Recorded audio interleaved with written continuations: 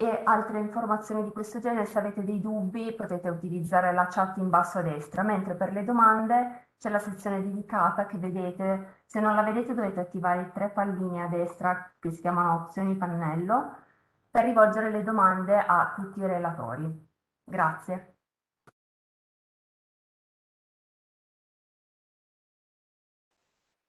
Grazie. This event is in English, so we switch to English. I welcome all the speakers here in the Computer Science Department of the University of Turin. Very welcome to everybody, to the speakers in the room. Hope to see also all the attendees in the room. Hopefully, it's not yet possible. So before starting, I would like to just keep some seconds of silence to recall in the name of the peace period we are living, and then we will start. Thank you for this moment of attention.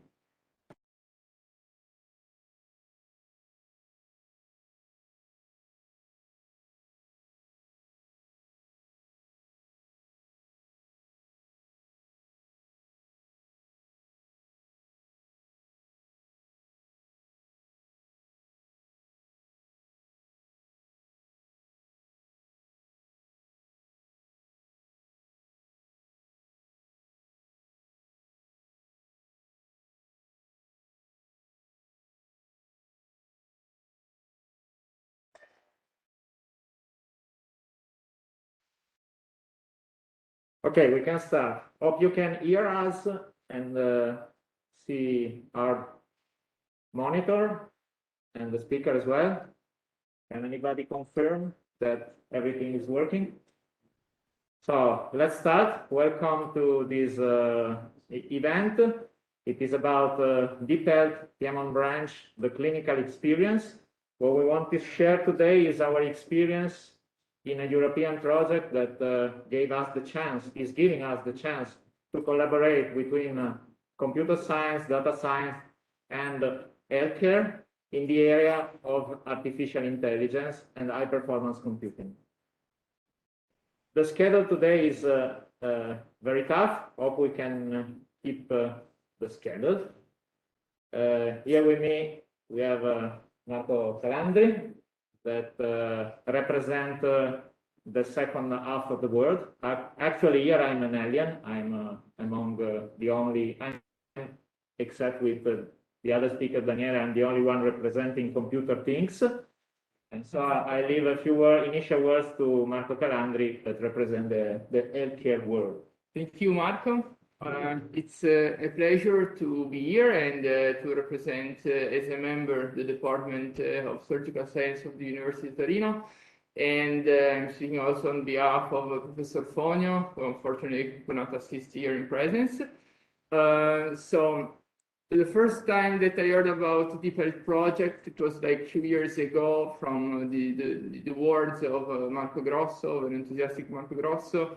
Since then, I see now this project inside the University of Torino has grown up, and so I'm very happy today to make this congress together with you, this dissemination step in order to see and discuss together our results. Thank you so much. Okay, so in front of you, the program. We have many different speakers. The first speech will be by me, one just to be an introduction, leading you in the world of deep learning applied to healthcare. Then we will follow on some close-up to experiment and use case we had in the European project.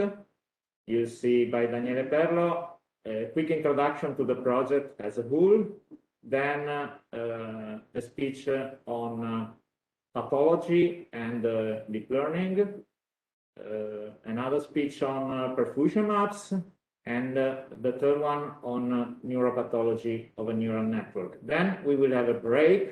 It will be 15 break.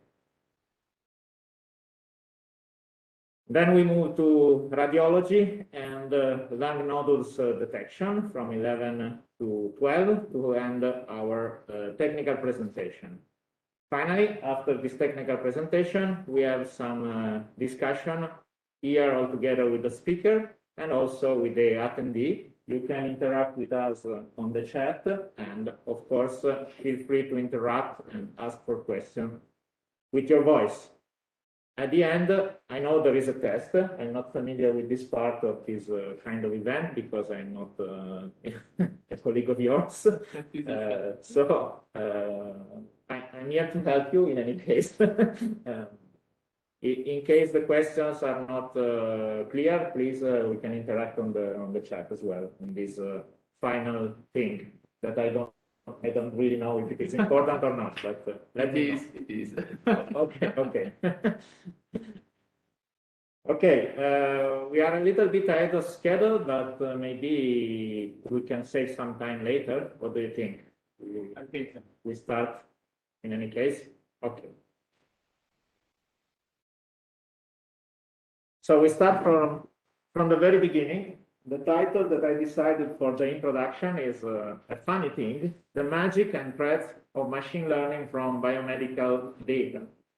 I deliberately avoided using the word artificial intelligence in the title because I firmly believe that we do not have artificial intelligence nowadays, but you know, it's a buzzword. What we have a powerful mechanism to learn from data. So I prefer to call machine learning because we are in a technical session. You know, when you go and ask for money or for funding, call it artificial intelligence, of course. So today we will talk about the interaction between you on the top of the slide and me on the bottom of the slide, as representative of doctors and healthcare people in general, and computer science engineers, data scientists, whatever you like to call them. You know, we are weird people. You know, you are weird people. So we are both weird people. And we discovered that in the name of data science, we can really collaborate to solve some important problem in your area. Your primary role, of course, is to ask us, to introduce us to some challenges that you have in your area. And our goal is to apply our method and tools typically to your data and to your problem. This seems very easy, but it's not. It requires a lot of effort.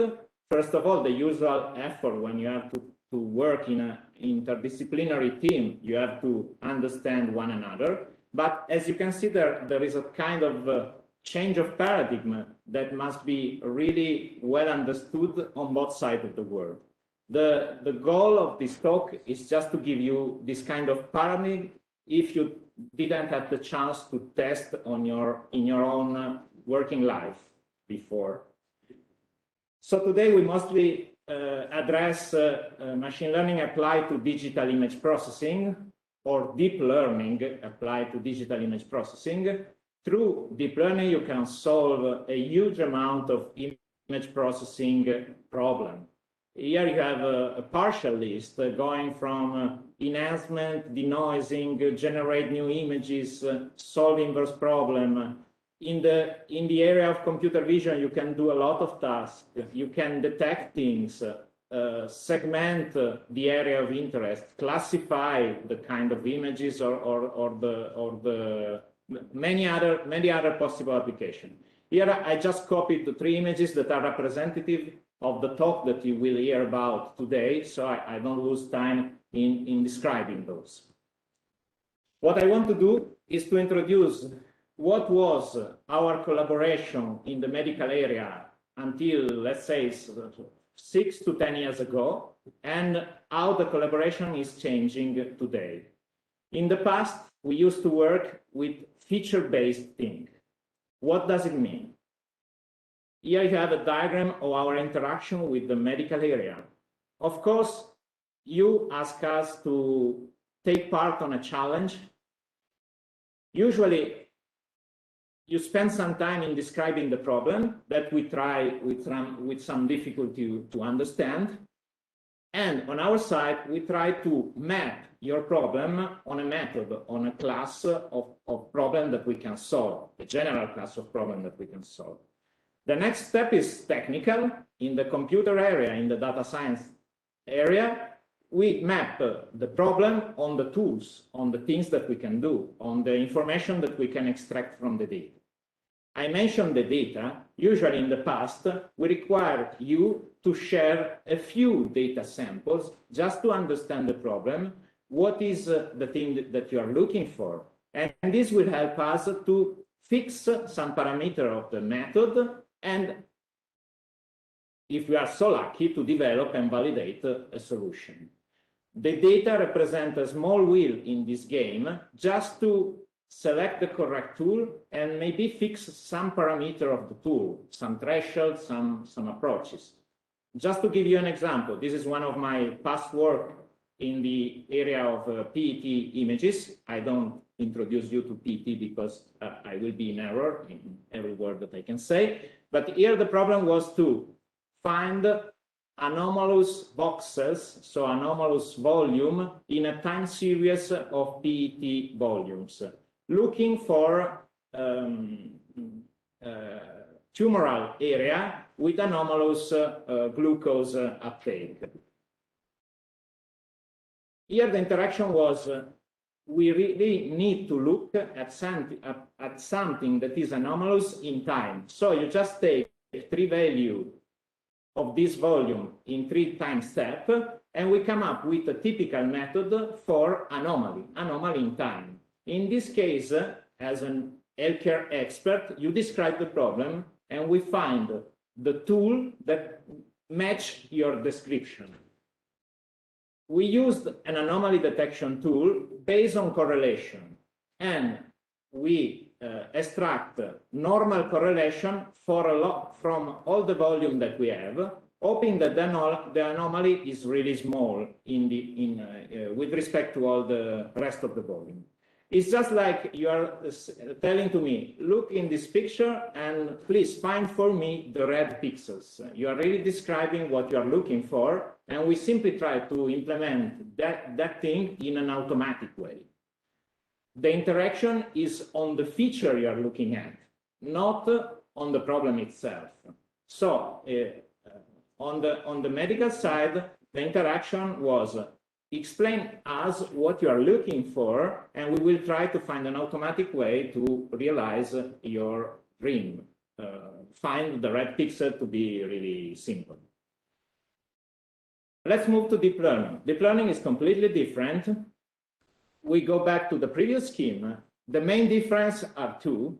The data are the most important, one of the most important things. So the data wheel is really becoming a huge wheel. And the second point is the data set that in the first case I didn't mention. I didn't mention because we just need a few data to understand the problem and to fix some parameter. What is deep learning about? We start in the usual way. You have a problem, you ask us how can we solve it, and we try to map on a method. Deep learning is not a single method. There are a lot of different possibilities for deep learning, for generating imaging, for classifying things, and so on and so forth. So it's not a method as a rule. We have to take some time to select the model that we want to train to solve your problem. This is our task. There is a new task, intermediate task that is about data, because deep learning is a powerful tool, but requires a huge amount of data, and I will explain you why. So the second step, after you understand with us and you teach us how the problem is to be set up, is to agree on the data set that we can collect to be able to extract the information that you need from those data. And it is not required that you know what kind of information you need. If you already know, it's always better. But if you don't really know, it doesn't matter. We just have an insight. There is some correlation between the data that you have and the outcome that you want to predict or whatever. If it is like that, we try to set up the data set, and we will have a method that automatically correlate your desired goal, your segmentation, your whatever, to the input data. And then the last phase is the same. It is about develop and validate the things together. And this approach based on data can even change the challenge. I will give an insight on this, because if at the very beginning you still don't know that you are looking at red pixel, from the data you can get some insight. And this is interesting also on your side. You have a powerful method, then extract unexpected correlation. And so this arrow is really huge. The final result may challenge also your initial knowledge of the problem. It's not always like that. Simple problem is not like that. In complex task, it may be.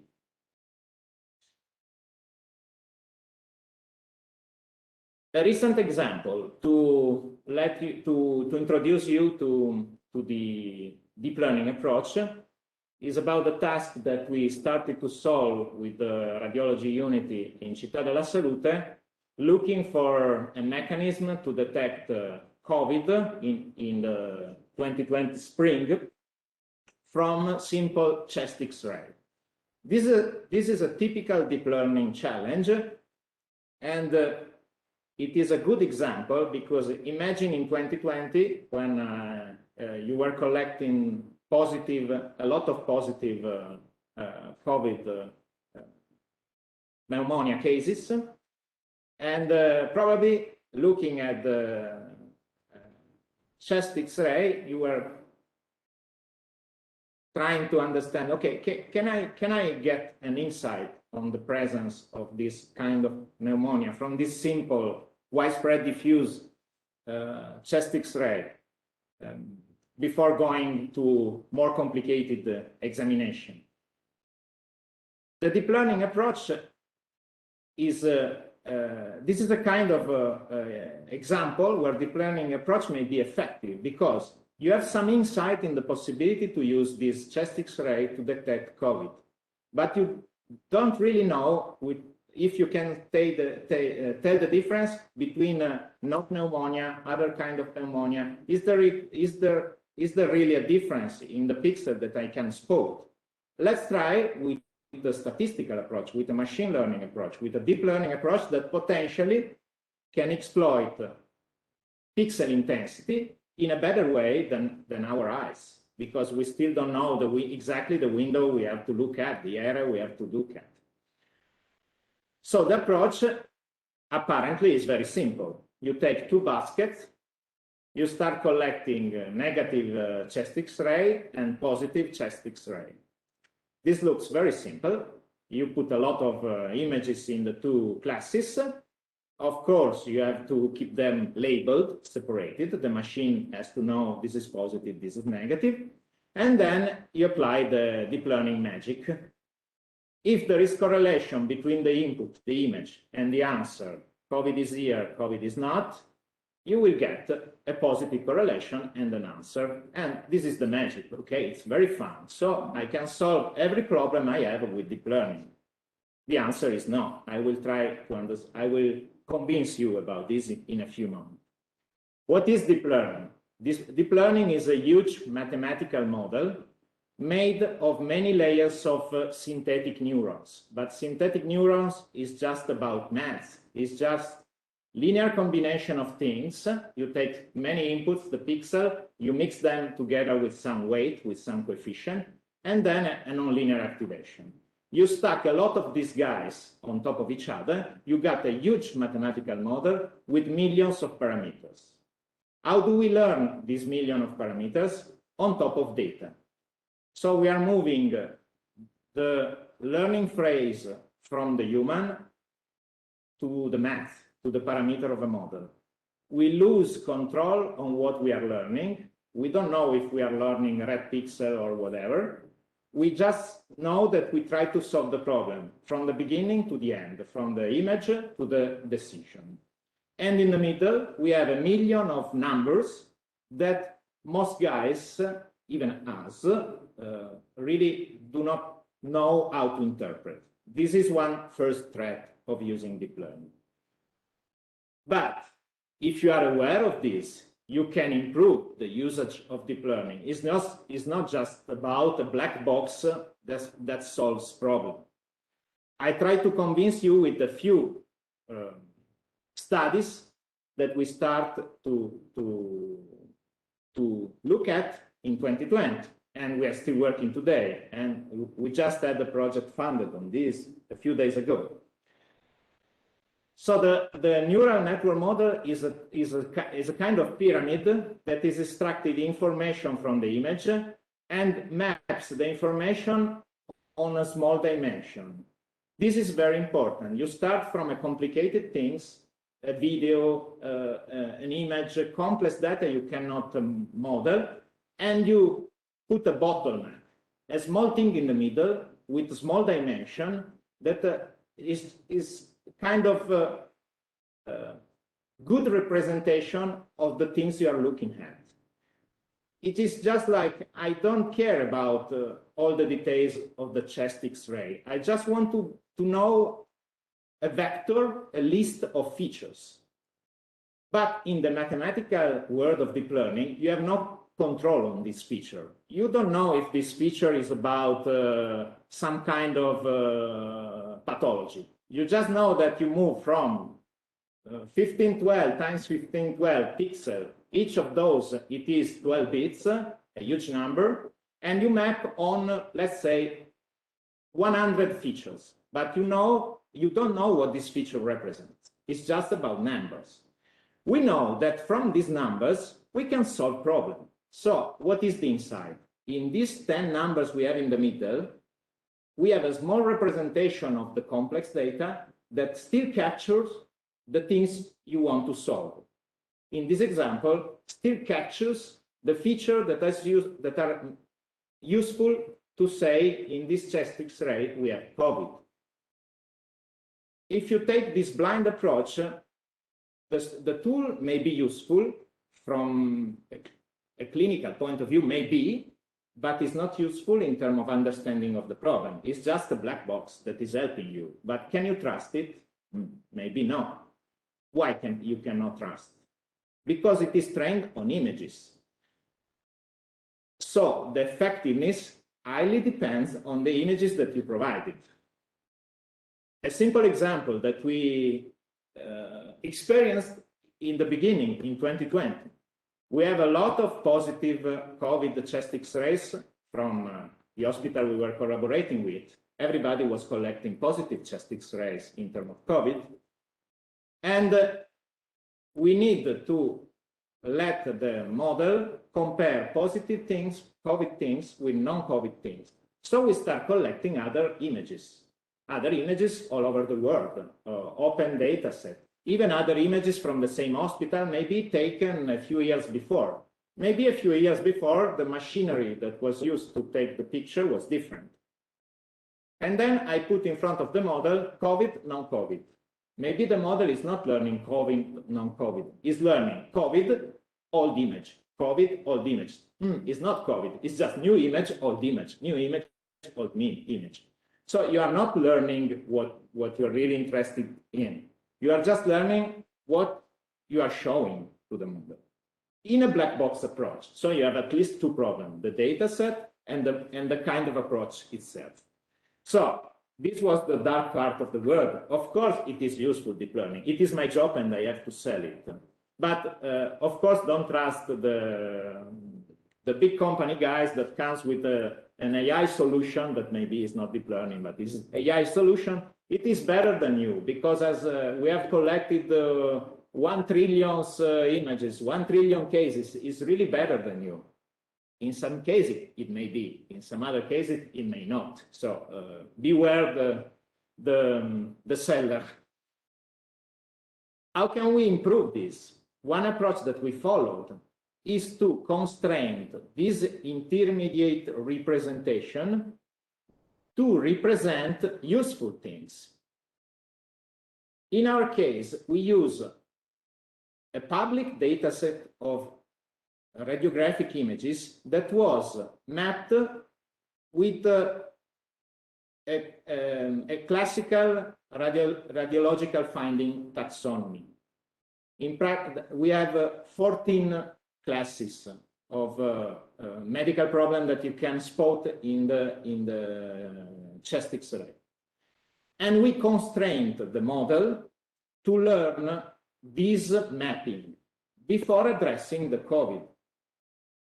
So instead of starting with the image and the output we need is COVID, we make a first step. The first step, map the chest X-ray on feature that you can understand as an expert of the domain. So we move from, let's say, 100 features that deep learning can extract from the image to 14 features that are explainable. There are things that you can read at and interpret as a probability that there is a kind of pneumonia, probability there is another kind of a problem. And on top of this, we finally classify the probability to have the positive COVID case. This is an example when we try to open the hood of this mechanism. We go in the engine and we try to make it explainable, to generate trust, both in our training. We are really interested in knowing if the training is useful, if we are working, if computer science are able to solve problems with this kind of method. And of course, I hope it becomes more trustful for you as a tool, because you have some explainable thing to look at instead of having an oracle that just giving you the answer and you don't trust it. Another popular method that is less effective, I think, that you usually see in a lot of publication about deep learning and medical things, is providing this kind of activation map. If the AI system is giving you an answer, based mostly on this area in the images. This is useful, but I don't think generate really trust. If you try to do the same on our model, it's just saying you that to detect COVID is looking at the lungs. Very nice, but I already know about that. It's not always like that. In some area may be useful. In the area of this, in the case of this experiment, was not very useful. So to approach the conclusion and some general consideration, I decided to mention this popular movie because deep learning is becoming a kind of very good friend. It is for sure a powerful and general method, can solve a lot of problems. It is really fascinating.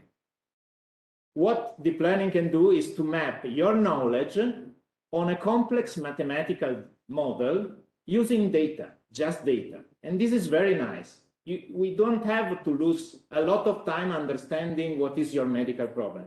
We just have to look at the data, understand that these are the data that we need, and we can provide you with a complex, very powerful mathematical solution that helps you in your work. It can also tackle ill-posed problem that apparently does not have a simple solution. In the area of computer vision, it was clear in 2006, 2010, that it was really difficult to recognize things in videos. Nowadays, you can, from a video, you can recognize, okay, there is a skiing, there is biking, there is a car, there is a lot. These problems were really difficult to solve with as well-posed mathematical problem. We solve those with deep learning because can solve missing data, can generalize a lot, can avoid noise, can avoid the problem of high dimensionality. It's just like in Pulp Fiction, Mr. Wolf, solve problem. But Mr. Wolf has also a dark side of the moon, you know, from the plot of the movie. So when you use deep learning, please think about this movie if you know. I'm Mr. Wolf, I solve problem. Okay, but I don't trust you a lot. So to conclude, some suggestion when you're using deep learning. Deep learning, I just recall, is about using convolutional neural network, synthetic neuron that are very deep, many layers stack on top of each one another, a lot of parameters, and you fix this parameter with data, with a data set, with a large enough data set. So in this slide, I collected some suggestions. In this new paradigm of machine learning applied to medicine, you have to spend a lot of time, in any case, to define and understand the problem that you have, not in terms of the feature that you want to extract from your data, but to engineer the data collection itself.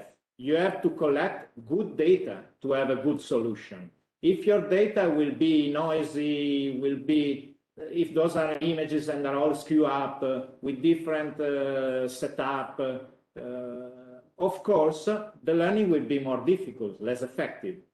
You can always solve the problem with more data, but usually this is not a viable option on your side, because you have to spend a lot of time to look into your data and to pick up the cherries that you have.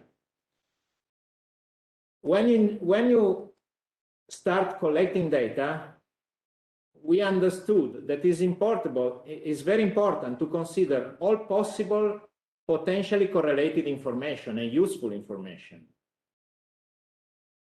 And the other important thing, beware biases. In the example that I told you a minute ago, the one that negative COVID images were about different machines, this was a bias. You want to have as fair as possible data. Bias may be gender, may be the age of the patient, may be the machine you're using. If the data are not well balanced, representing all the possible different dimensions of your problem, you may have some critical problem. In any case, I stress the importance of pre-processing and quality of the data. You may have an idea of the resolution you have to look at, of the windowing you have to look at if those are images. Please consider using this knowledge in preparing when you prepare the data. Don't think that these Mr. Wolf guys can do everything. It's not magic. One of the last important things that is, I think it is obvious, but when you are in the routine, it's not. Spend time to discuss and refine the obtained result with us, with data scientists. Usually it's difficult. You provide us the data. Okay, you got the answer. Maybe not yet. You got the answer. Not yet. Okay, I got the answer. Oh, wonderful. I like it. That's it. It is better if we keep time discussing and really understand what is going on.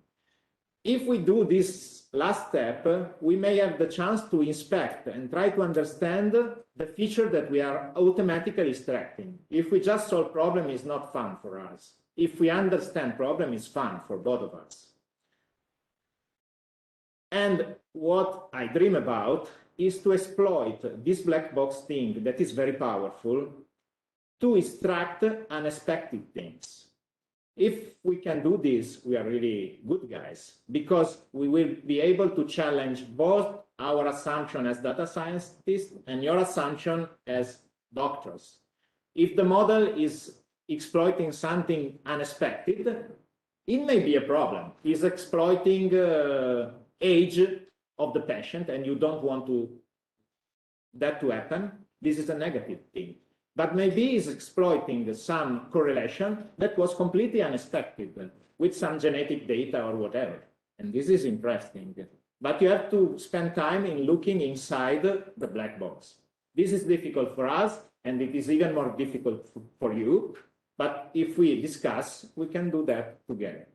The last thing, consider having, as far as possible, your data public, because this, of course, will improve the competition and improve the knowledge that we have of a problem. Of course, this will impact on the privacy things, ethical issue, and hospital policies, you know. But as far as you know, please promote open data. This is true for all science. in the area of deep learning, open science is about open data as well. And this is critical because some data are private. I conclude with a funny picture about biases. When you are collecting data, don't make this kind of error that you find in this slide. If you collect these two classes, the red queens on the top and the black kings on the bottom, you cannot ask the model to learn these two classes because at the very end, you will not know if the model is discriminated queens from kings or red from black, of course. If you want to learn queen from kings, I want your dataset to mix red and black queens, of course. This is a simple and trivial and funny picture. But trust me, when you put data from an unknown challenge in your basket, you may incur in this kind of error. Just like we did with COVID. You just put positive COVID, we were putting only red queens and we missed all the black ones. We want those because if we don't have, the model will not generalize when you really play this kind of games. Okay, and with this, I concluded and I left the stage to Daniele. Are there any questions?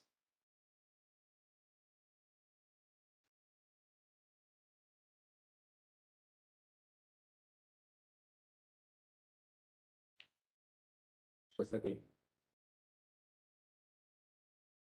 Sì, esatto. No questions, we move. Question from the audience at the end, questions at the end. Okay. Torna. Spero che ci sia. Ah, ce l'avevo sì, questa. no, sì, sono sbagliato. Non te l'ha riportato? Sì, ti sono. Ok.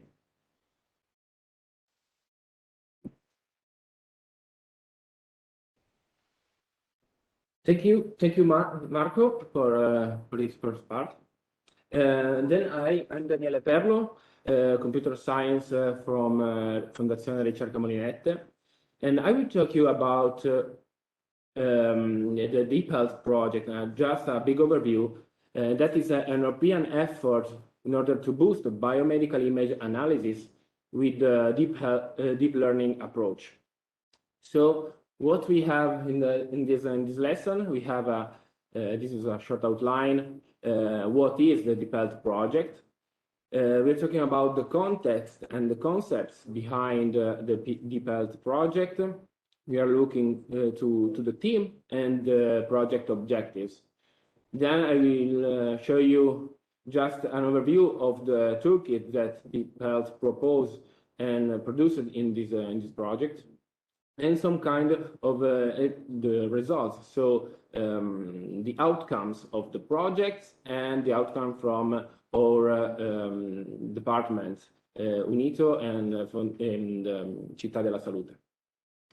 So DeepHealth was set up as a project within the broader context of European Research Innovation Funding Program that is called Horizon 2020.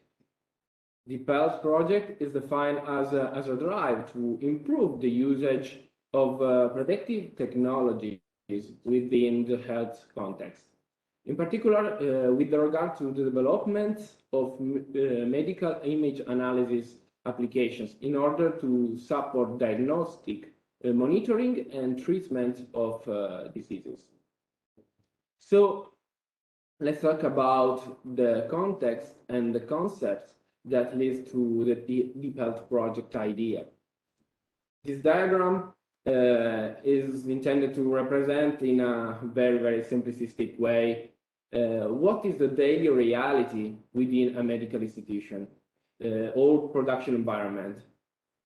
Every day, dozens of scans are performed on patients with different technologies for multiple diagnosis purposes. For example, we are talking about CT scans, MRI, X-ray, and so on. And the medical staff knows how to evaluate those produced images in order to deduce the patient's diagnosis. Hence, hundreds of images are produced every day, and this, if aggregated in an intelligent way, can be an immense resource and constitute a large data set of biomedical images. Often, those data are used entirely as history or comparison for new cases, but they remain inside the institutions. So we have a large unexploited knowledge base. In most of the cases, there is only a manual interpretation of the images from the clinical experts. While the image processing technology tools are heavily used for image consultation, for example, you can think about the changing the Halsey scale for the CT scans and so on, other imaging tools. Two applications are used for diagnostic suggestions.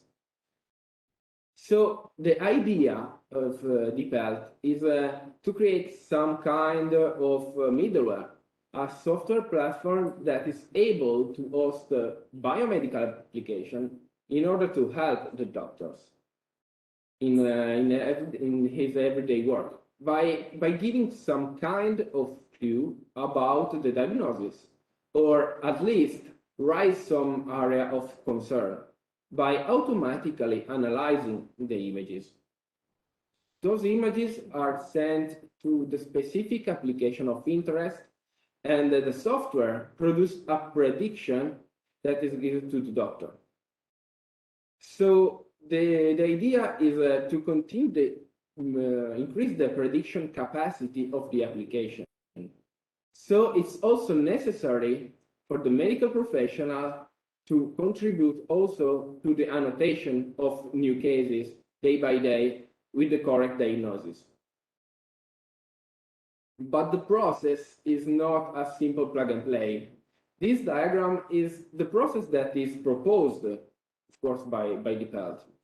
The images annotated by the doctors needs to be pre-processed and validated, and only then, through the supervision of an ICT expert, to be included in the overall data set of biomedical material. This then leads to the progressive extension of this knowledge base. Of course, for each biomedical application, we have its specific set of data. But how is this large data set used? It's used to train the predictive models underlying the applications, the biomedical applications. In the DeepHealth case, the models are made up of a collection of, I just used the buzzword, artificial intelligences or machine learning models, specifically neural networks. And each application runs a specific instance of a trained AI, artificial intelligence, with deep learning. 4 main resources are needed to train neural network to perform its task. The first one, of course, is the big wheel, large data set. We need computational power. We need a lot of training time to train those mathematical models, and we need domain expertise for the evaluation of the results. So now we can just show what is the DeepHealth team. DeepHealth is a 3.5-year project, kicked off in the middle of January 2019, and is expected to conclude in July 2022. From the funding program Horizon 2020, the total budget is up to 14 million euros, split between 22 different partners from 9 different countries in the whole European community. Please note also carefully for later that in order to participate to the European funding initiative, it's crucial to have institutions and companies from multiple countries in order to set up an environment of exchanging knowledge and resources. Projects like DeepHealth are funded in order to create some valuable tool to be used in the European community. So we have it has to connect partners and create collaborations. Please also note that we have involved not only public institutes as a research organization like University of Turin, University of Reggio Emilia, Politecnico University of Valencia, or health organizations like Città della Salute, but also private companies like, for example, the giant Dutch player Philips. They can participate by contributing each one with resources or knowledge base. All the progress and the scientific publications related to the project can be found on the DeepHealth website, that is the image in the top right corner. And on the European Zenoto portal, that just an overview on the bottom left, by simply searching for DeepHealth keyword. So, talking about the objectives of the project, what are the joint objectives? The inclusion of multiple players with different expertises make it possible to work on objectives in 3 different areas. The first one is the IT part. The IT experts works in the medical environment and is able to design and develop predictive models that can be used to support doctors.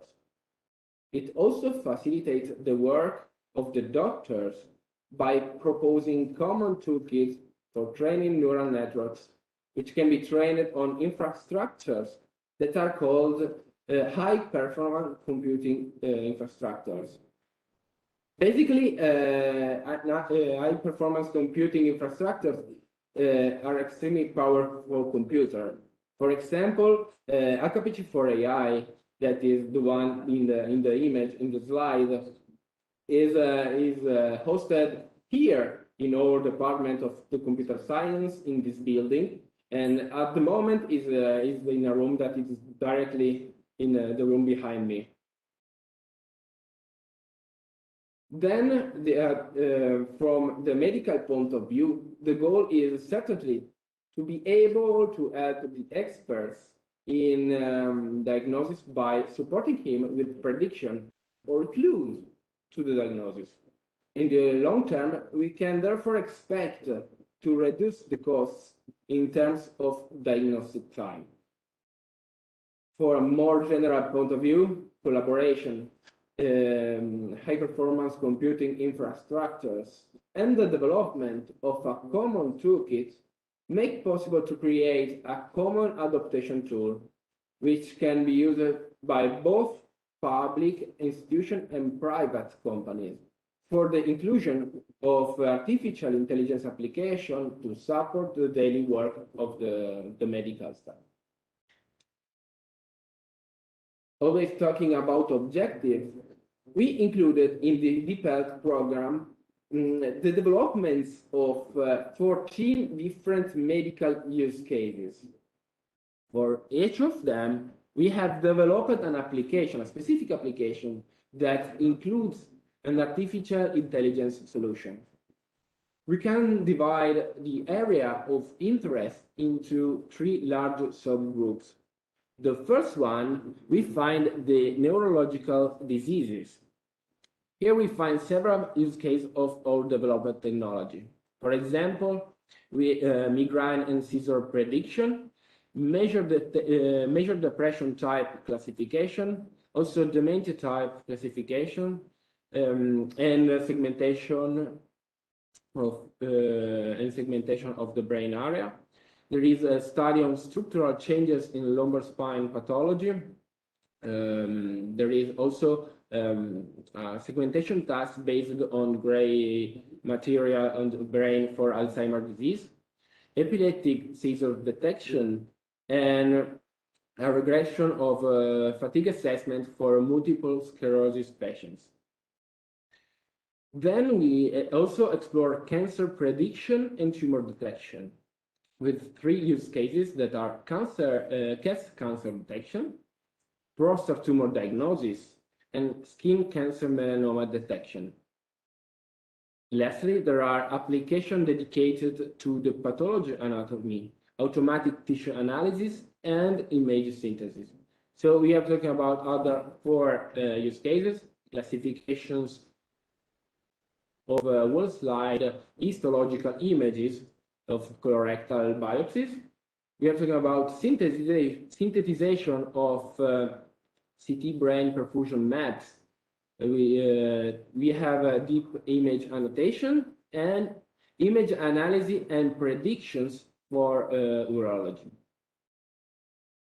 As University of Turin and Città della Salute joined together, we have dealt with specifically with 3 different use cases that are the chest cancer detection, the classification of a wall slide for colorectal biopsies, and the synthesization of the brain perfusion maps. The other use cases are developed from the other DeepHealth partners. There are, in fact, the top, these 3 use cases are, in fact, the topics of this ECM event, which will be discussed in more detail after me by my colleagues. So now I want to spend 2 words introducing you the DeepHealth Toolkit. That is the toolkit that helped us to develop this kind of application. I don't want to bore you with technical stuff, but I thought it would be interesting to give you an idea of how this software system is structured in broad terms, of course, and which tends to be the European technology answer in terms of development of artificial intelligence. The DeepHealth Toolkit is a collection of open source software. For those who doesn't know the term, it means that the code that is written is public, so anyone can read them and propose extension. Why it's so important to be an open and transparent resource? In order to be an European shared product, it is important that none of its components are obscured or compromised. Open code allows exponential growth, as an experienced user can propose useful changes for the benefit of all. The final product is therefore composed by a first part, we call it front end, that is the interface that is used by the doctors. Basically, it looks like a web page. The part behind the front end is the part that includes the neural networks and asks for prediction, and that is called backend. Inside the backend, there are 2 leading technological products of DeepHealth: ADDL, that is the European Distributed Deep Learning Library, and ACVL, the European Computer Vision Library. Of course, we validate the toolkit by developing the biomedical application for all the use cases we have seen before. So there is just an overview of the toolkit. We have the front end, that is the interface of the cloud application for the doctors and the data scientists. And the front end is capable to upload some images and visualize the application results. But the true magic is in the backend, that is lower and the backend is hosting the DeepHealth application over the high-performance computing infrastructure. And that includes some modules for image analysis, ACVL, and for the machine learning and AI management, ADDL. So ACVL is the computer vision library.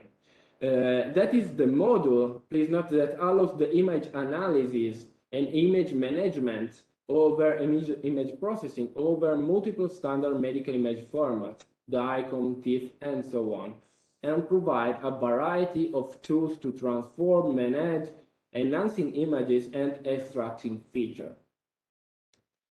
The other side, we have ADDL, the Distributed Deep Learning Library. It is used to design, train, and validate neural networks model. it can distribute the computation for the application on several computation units on high-performance computing infrastructures. So just to conclude, I would talk you about the results. So I bring back the schema of the process that I talked before about DeepHealth and plug in all the products developed in DeepHealth. So we have the DeepHealth software platform with our biomedical application, and we have our DeepHealth toolkit that is used to train, validate the neural networks, and process the images. And this toolkit also interfaces with the supercomputer, the high-performance computing infrastructures.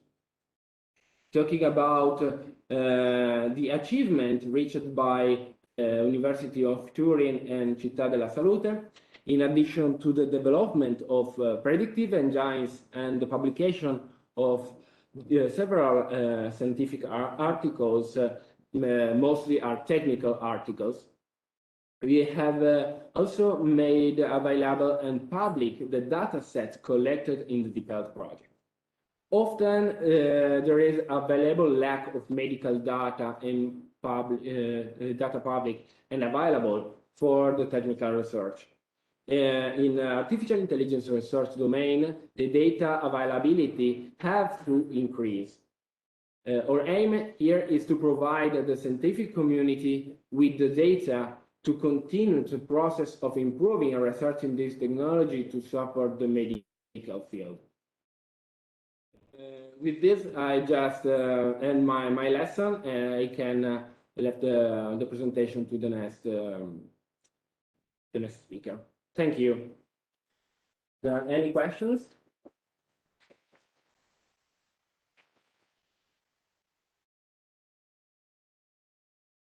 No question? Then the next one is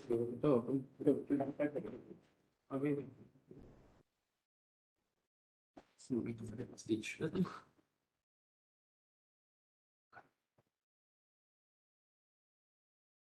Dove sei?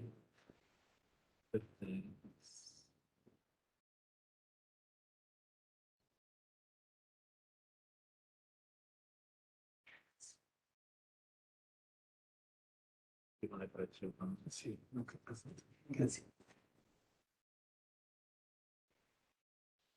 Okay, now I will discuss one of the presented use cases, in particular the use case about histopathology. I'm a pathologist working at the University of Turin and the Città della Salute University Hospital.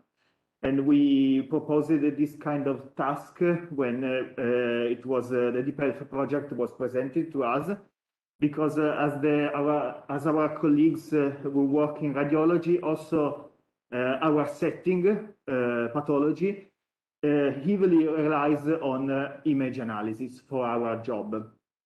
As you can see here, I provided.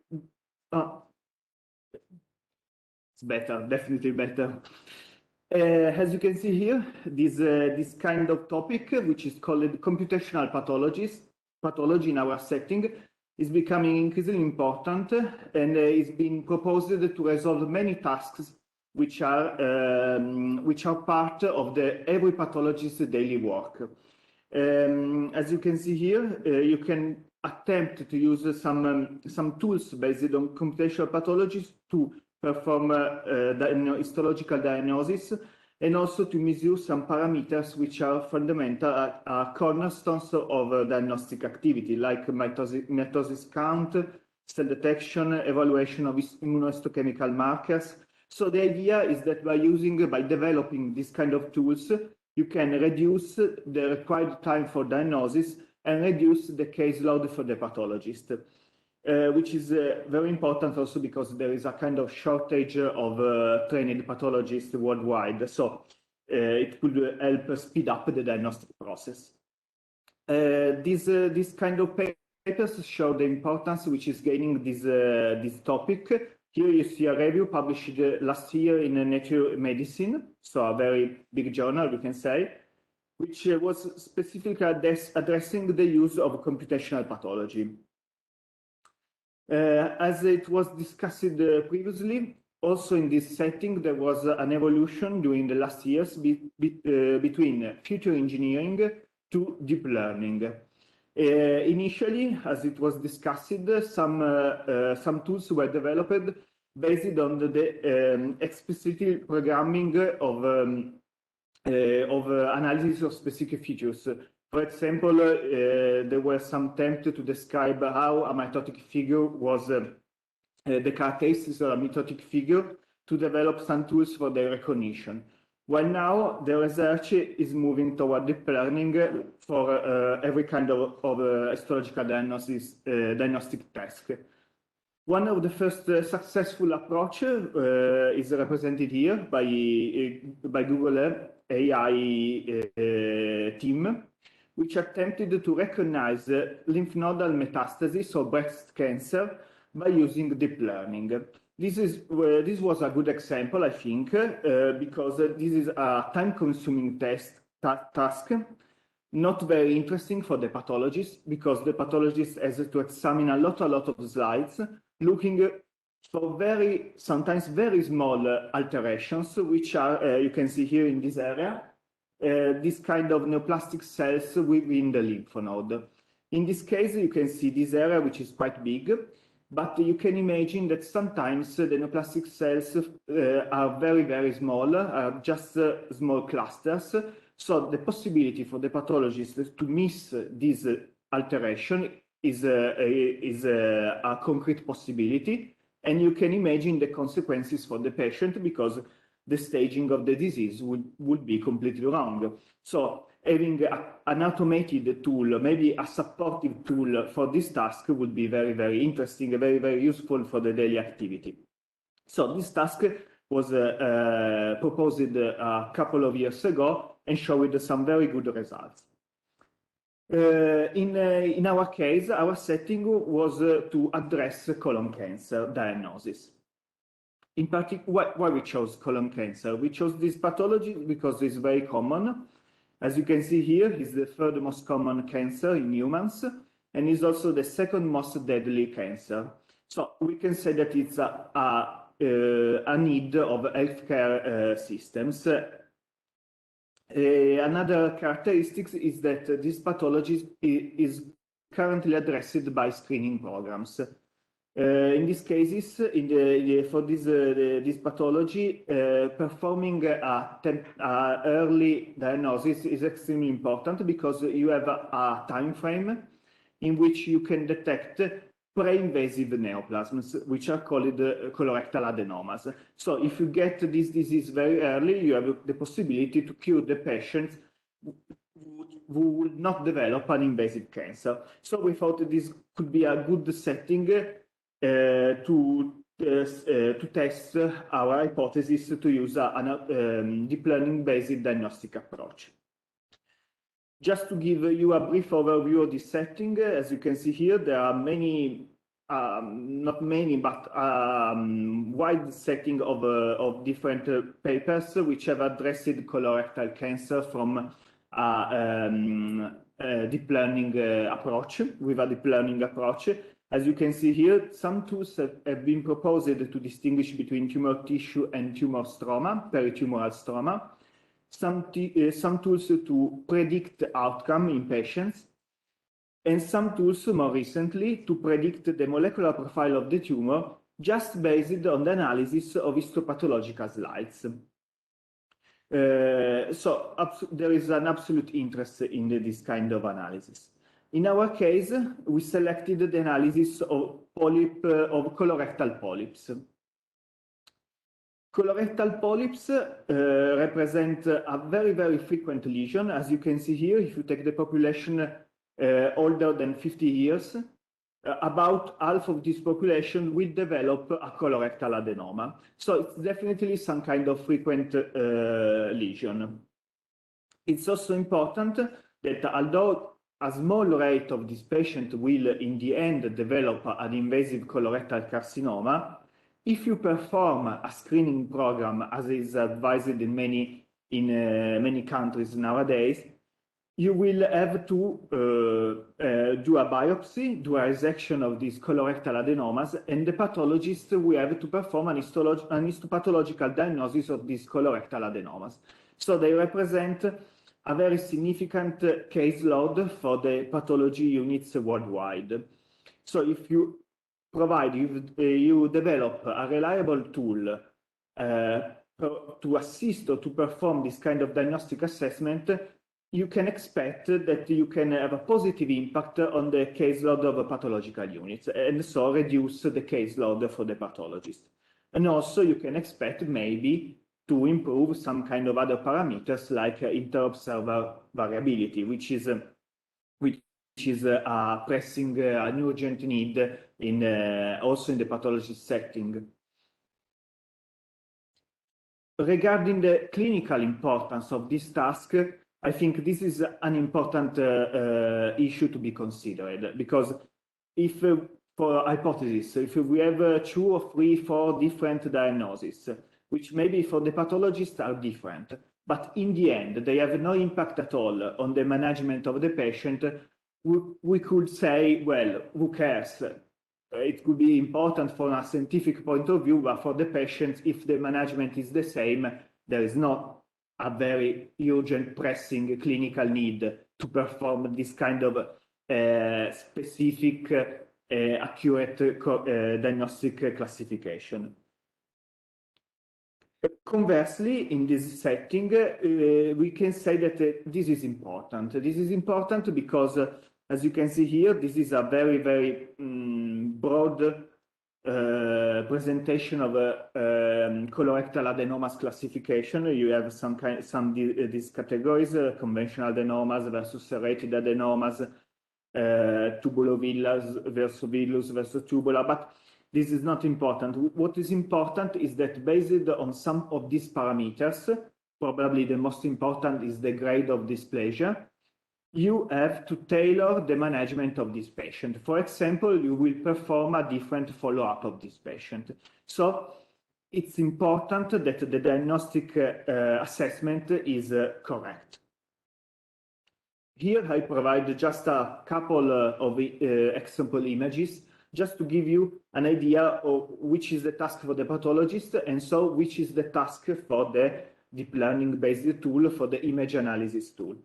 Here you can see on the left how there appear some normal glands, and on the right the pre-invasive neoplastic glands, which we can assign this kind of low-grade dysplasia. This is, we can say, the first step towards the development of an invasive carcinoma. As you can see, there is a difference. This is evident, but it's not it's not a dramatic change. And you have also to consider these changes are a continuous spectrum. So this could be not so easy for a human, but also for a deep learning based approach. And here you can see how it can get more difficult, more challenging, this distinction. On the left, you see some kind of low-grade dysplasia. On the right bottom, high-grade dysplasia. You can see that the nuclei, the cell structure is different, is more, you can say, strange, atypical here on high-grade dysplasia, but it's not so difficult, it's not so easy, and also there is some kind of borderline features sometimes. So this we can say that it could be a challenging task. But another important thing to be considered is that you have some features which, for example, as you can see here, you can see tubular adenoma on the left, villous adenoma with these finger-like projections on the right. But what is interesting to note is that if you want to assess these features of dysplasia, we are working with a quite high magnification of the image, which would not work with this kind of features. So here we are working with a very low magnification of the image. So these are some kind of interesting considerations for a human pathologist, but for the human pathologist, it's quite easy. he has his microscope, he changed the magnification, and in a few seconds he gets from this image to this image. And so if when I'm working, when I'm making a diagnosis, I say, okay, this is a villus adenoma. Then I shift to a higher magnification and I say, okay, this is a high-grade dysplasia, an adenoma with high-grade dysplasia. But as we will see, for a deep learning-based image analysis tool, this is not so easy. Here you can see a very, very recent guideline. This is the European guidelines for the surveillance of this kind of lesions. And here you can see the relevance of the diagnostic assessment. You see the follow-up protocols which will be used for the patients. And here, this is what I mentioned before. High-grade dysplasia, for example, is a very important step for deciding what to do with the patient. Just a note about other topics of interest for this pathology and for which are also an interest of deep learning analysis. Here you can see that deep learning analysis is also be used by endoscopists to recognize this is the macroscopic aspect of a colorectal adenoma. As you can see, there are quite small lesions in most of the cases. So even for the endoscopist, it's not so easy to detect. But anyway, moving to the histopathology analysis, this was the state of the art when we started this project. To give a very brief overview of the setting, the main problem was that there were some tools available, but these tools failed to take into account all the relevant characteristics of these adenomas. For example, as you can see here, there was a distinction between the tubular adenomas versus villus adenomas, but you see no mention of the grade of dysplasia. So this kind of tool can be interesting, can be obviously an important step towards the development of a diagnostic tool, but it will be not useful in the end for the daily diagnostics. Because if you don't give to the clinician the grade of dysplasia, that report will be useless. He will not know how to manage this patient. Here you can see a more recent series published in JAMA Open. So a good journal, absolutely. And you can see here that the distinction again lacked the grade of dysplasia. So this shows that it's not an easy task to approach. Another thing I would like to let you note is the number of cases which were analyzed. This is very important because you can see it's quite low. If you see this number, you get the idea that the definition of big data for a medical doctor can be dramatically different from the definition of big data for our colleagues who work with the image analysis. They would like to have thousands of cases, of samples, while often in the real life, it's difficult to get hundreds of cases. So it's one of the challenging tasks. Moving to our results, the first task we performed as a pathologist was the data annotation. As you have heard in the previous presentations, getting a good quality data set, it's a task of paramount importance when you want to perform deep learning analysis. And so the first step is to provide a reliable annotation of the data set. In these cases, we define these classes taking into account both the type of histological type of adenoma and the grade of dysplasia, because as I explained in the previous slides, our aim was to attempt to provide a tool which would provide, which would give a useful and informative assessment. So it was required to recognize both the histological type of adenoma and the grade of dysplasia. Then there was the training phase with the data set. Initially, we performed some discussion. It was explained before. This is very important because everybody involved in the project has to get clear idea of which is the aim and which is relevant to analyze to get a functional tool. A first question, for example, was if colors were important. As a pathologist, we have colorful images, but for us, we are used to have this kind of images, but maybe for a deep learning based tool, the colors will not be so important because maybe the deep learning analysis will focus on other kind of features. And this was what we found, that, for example, images in a grayscale was even more effective than color images. Maybe this can be true for a specific diagnostic task.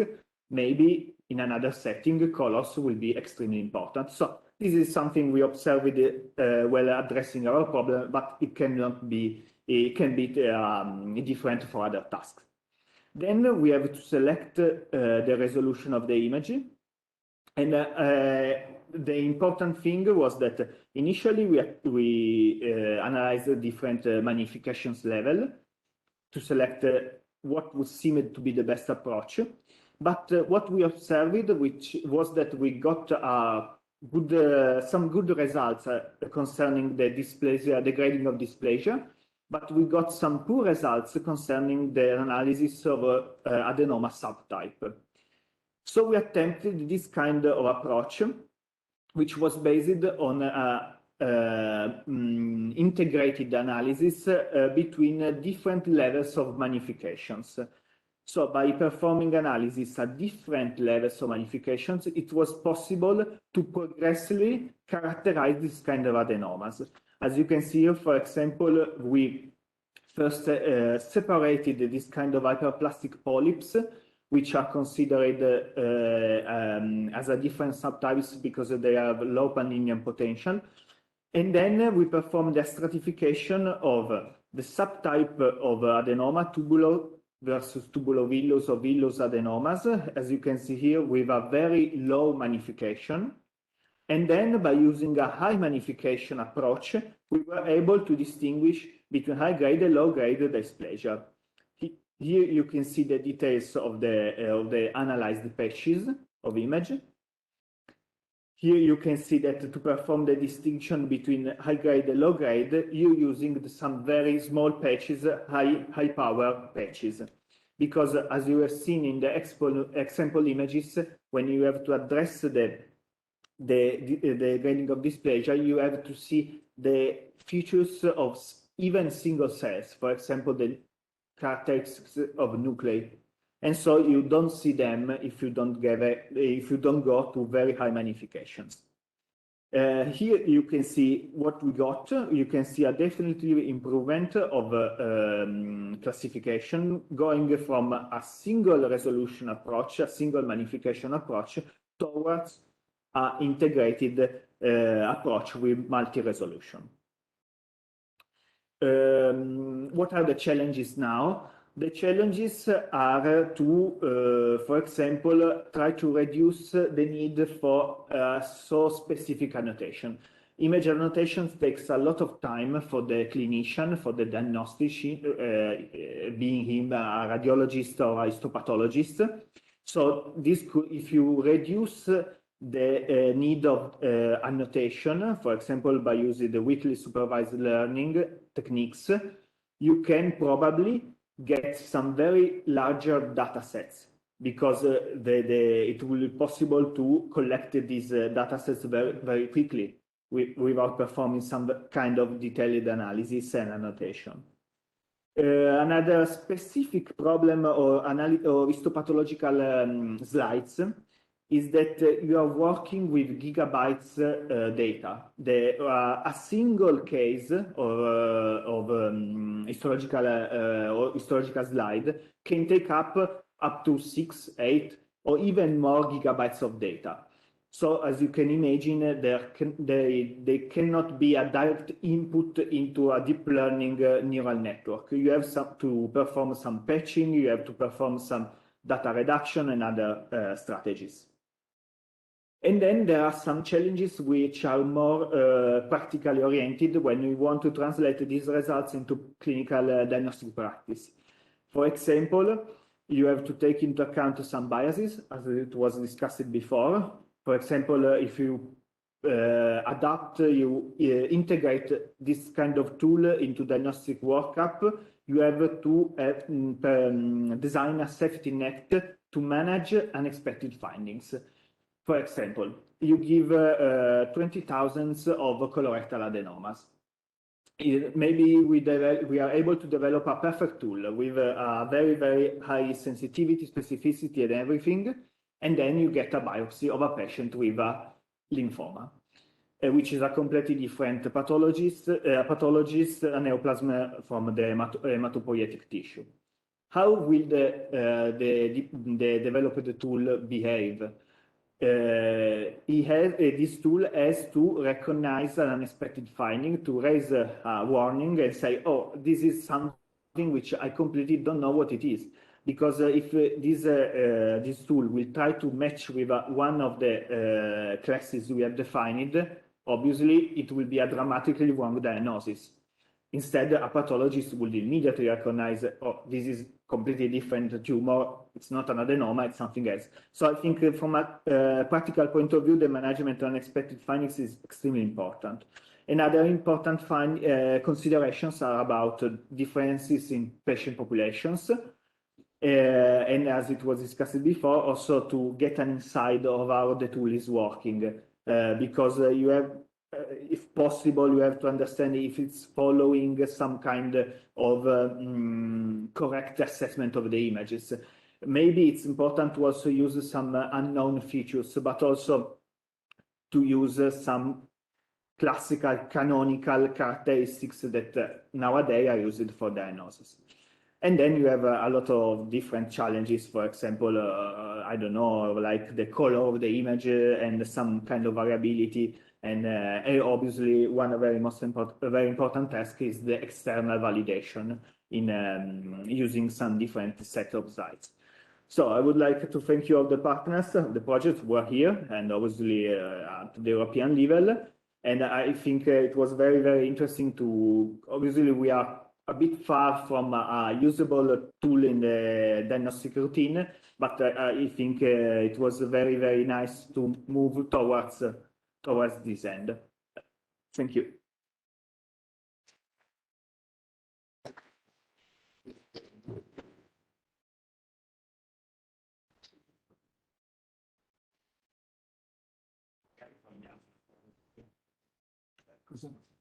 Sì.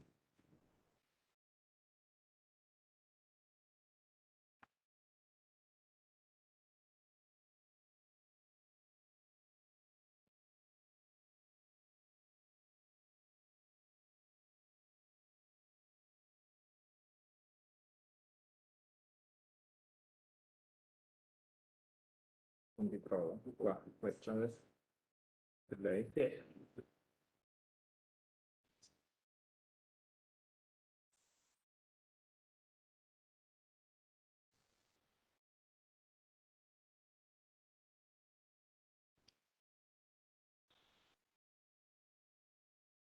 So I will start by thanking the organizers to invite me to this event.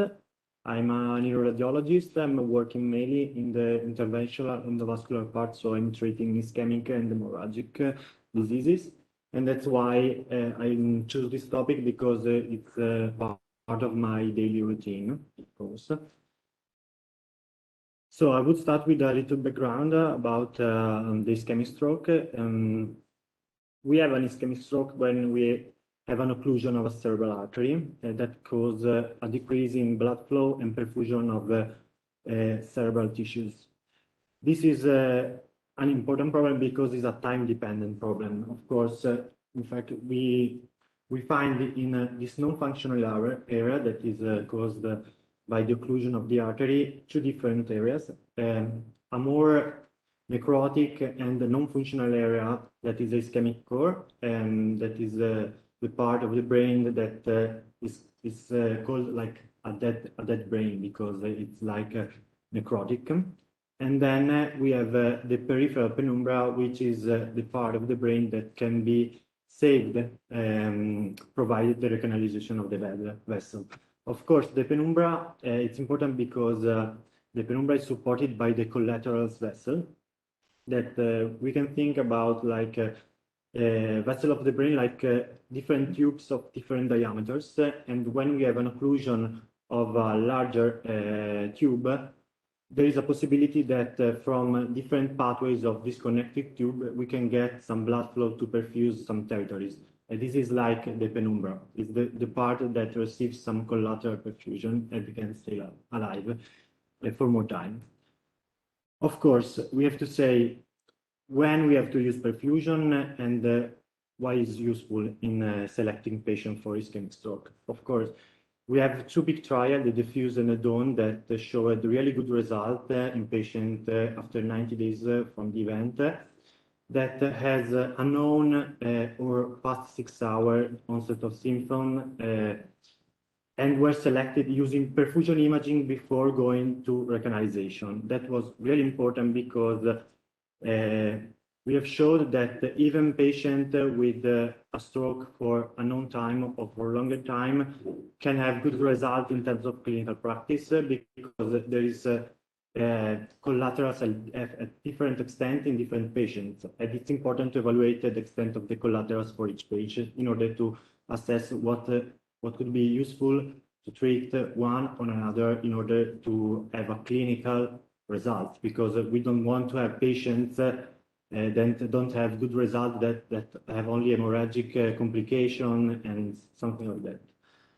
There is also a problem with perfusion imaging used in the hyperacute phase, because there are some groups that says that perfusion should be used always in ischemic stroke, but there is a problem with that because, as shown in this article, in the hyperacute phase, perfusion analysis based essentially on blood flow and time delay could give an overestimation of the core. This is not good because we can exclude some patients from the treatment. That's not what we want, of course. There are also other developing fields in which we can use perfusion. For example, in the evaluation of vasospasm after subarachnoid hemorrhage, that is really common. And a lot of patients with subarachnoid hemorrhage have a poor consciousness state, and so can be evaluated by clinically measures. And perfusion could be a tool in order to understand if the vasospasm is clinically relevant or not. So, what is a CT perfusion protocol? The CT perfusion is used to assess the wash-in and wash-out effect of a contrast agent in the cerebral tissue or in other tissues in order to evaluate the capillary blood flow dynamics. It uses a time concentration curve calculated on the wash-in and wash-out effect for each voxel of the image, and then it uses an arterial input fraction and a venous output fraction that is calculated on a major arterial vessel and a major vein. And that is important because usually the convolution algorithms that are the most used right now in clinical practice need this kind of inputs in order to analyze the perfusion parameters. And that's one of the main points we are going to address with our UNET in this kind of field. Of course, one of the other problems of the convolution is that you need a large amount of data in order to assess also for physiologically problems that can be the arterial delay in poor cardiac function, or of course we can have contrast dispersion or slower injection rate in some protocols, and that's important to have like more volumes in order to assess this kind of problems. What are the main parameters that we assess with perfusion? Of course, we have the volume of blood flow during the time of the acquisition. It's important to assess the blood flow, so how is affected by the occlusion of the vessel. And another important parameter, as I was saying, the delay. So how late the bolus arrive in the tissue affected by the occlusion. So this is some of the most evaluated parameters, the CBV, CBF, TTP, and MTT. And this is a graph that is showing a time intensity curve with the parameters showed as a mathematical point of view. So now we are saying what we wanted to demonstrate with our study. We wanted to see if using a convolutional neural network based on a unit-like structure, we could generate parametric maps of the value of CBV, CBF, and TTP that could be used in a clinical practice. So they can have like result similar to what the convolution algorithms right now are giving us. Our patients were selected similarly to the DAWN and the FUSE trial. And that's because, as I was saying before, in this population, the perfusion showed to be a key part of selecting the patient for the treatment. And that's why we choose this population in order to investigate the problem. Our database is comprised of 115 CTP datasets that is part of a larger open database that we made in collaboration with the DeepHealth project. And our sample is split into 100 samples in order to train our unit, and we used a 15 sample in order to validate the results of the unit. What we use as a ground truth in order to validate our result is not a common algorithm of the convolution, but we use a more complex model-based nonlinear regression method developed by Benning et al. That is a more complex algorithm that can assess perfusion parameters, and it's not used in clinical practice, of course, because it's like more time expensive in order to calculate on a clinical field the perfusion parameters that we need in acute phase. So it's not right now used.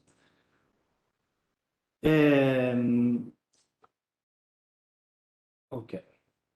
Now I want to show you how our unit is made. So as they were saying before, the unit is made of various encoding steps. There is a bottleneck step after 4 encoding stages. And the important things that we want to show you is that the only input we used for our unit is the preprocessed CT scan. And that is important because, as I was saying you before, normal algorithm used also other inputs in order to estimate the parameters. And in this case, we just used the CT scan with a motion correction and a filtering to reduce the noise of the images. As you would say before, UNet is a really common convolutional network used for example, segmentation tasks, but it proved also to be efficient in solving other tasks. In this case, we have to do some adjustment because we not expect to sparse features from the images, but we want the net to make a parametric maps that it's the closest possible to the ground truth. And that's why we are not evaluating, for example, cross entropy loss like in other tasks, but we wanted to minimize the mean squared error in order to have a map that is the closest possible to the ground truth.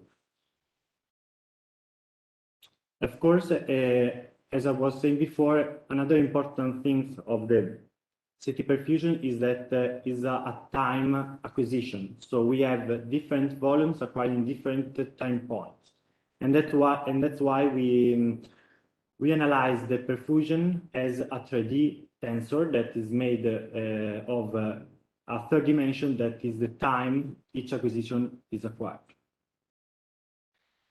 So the output of our model is a parametric map that is normalized to the range 0 to 1 in order to have a different scale of the perfusion parameters. We could also use the perfusion values, but in order to have a standardized comparison with the ground truth, we normalized both the ground truth and our parametric maps.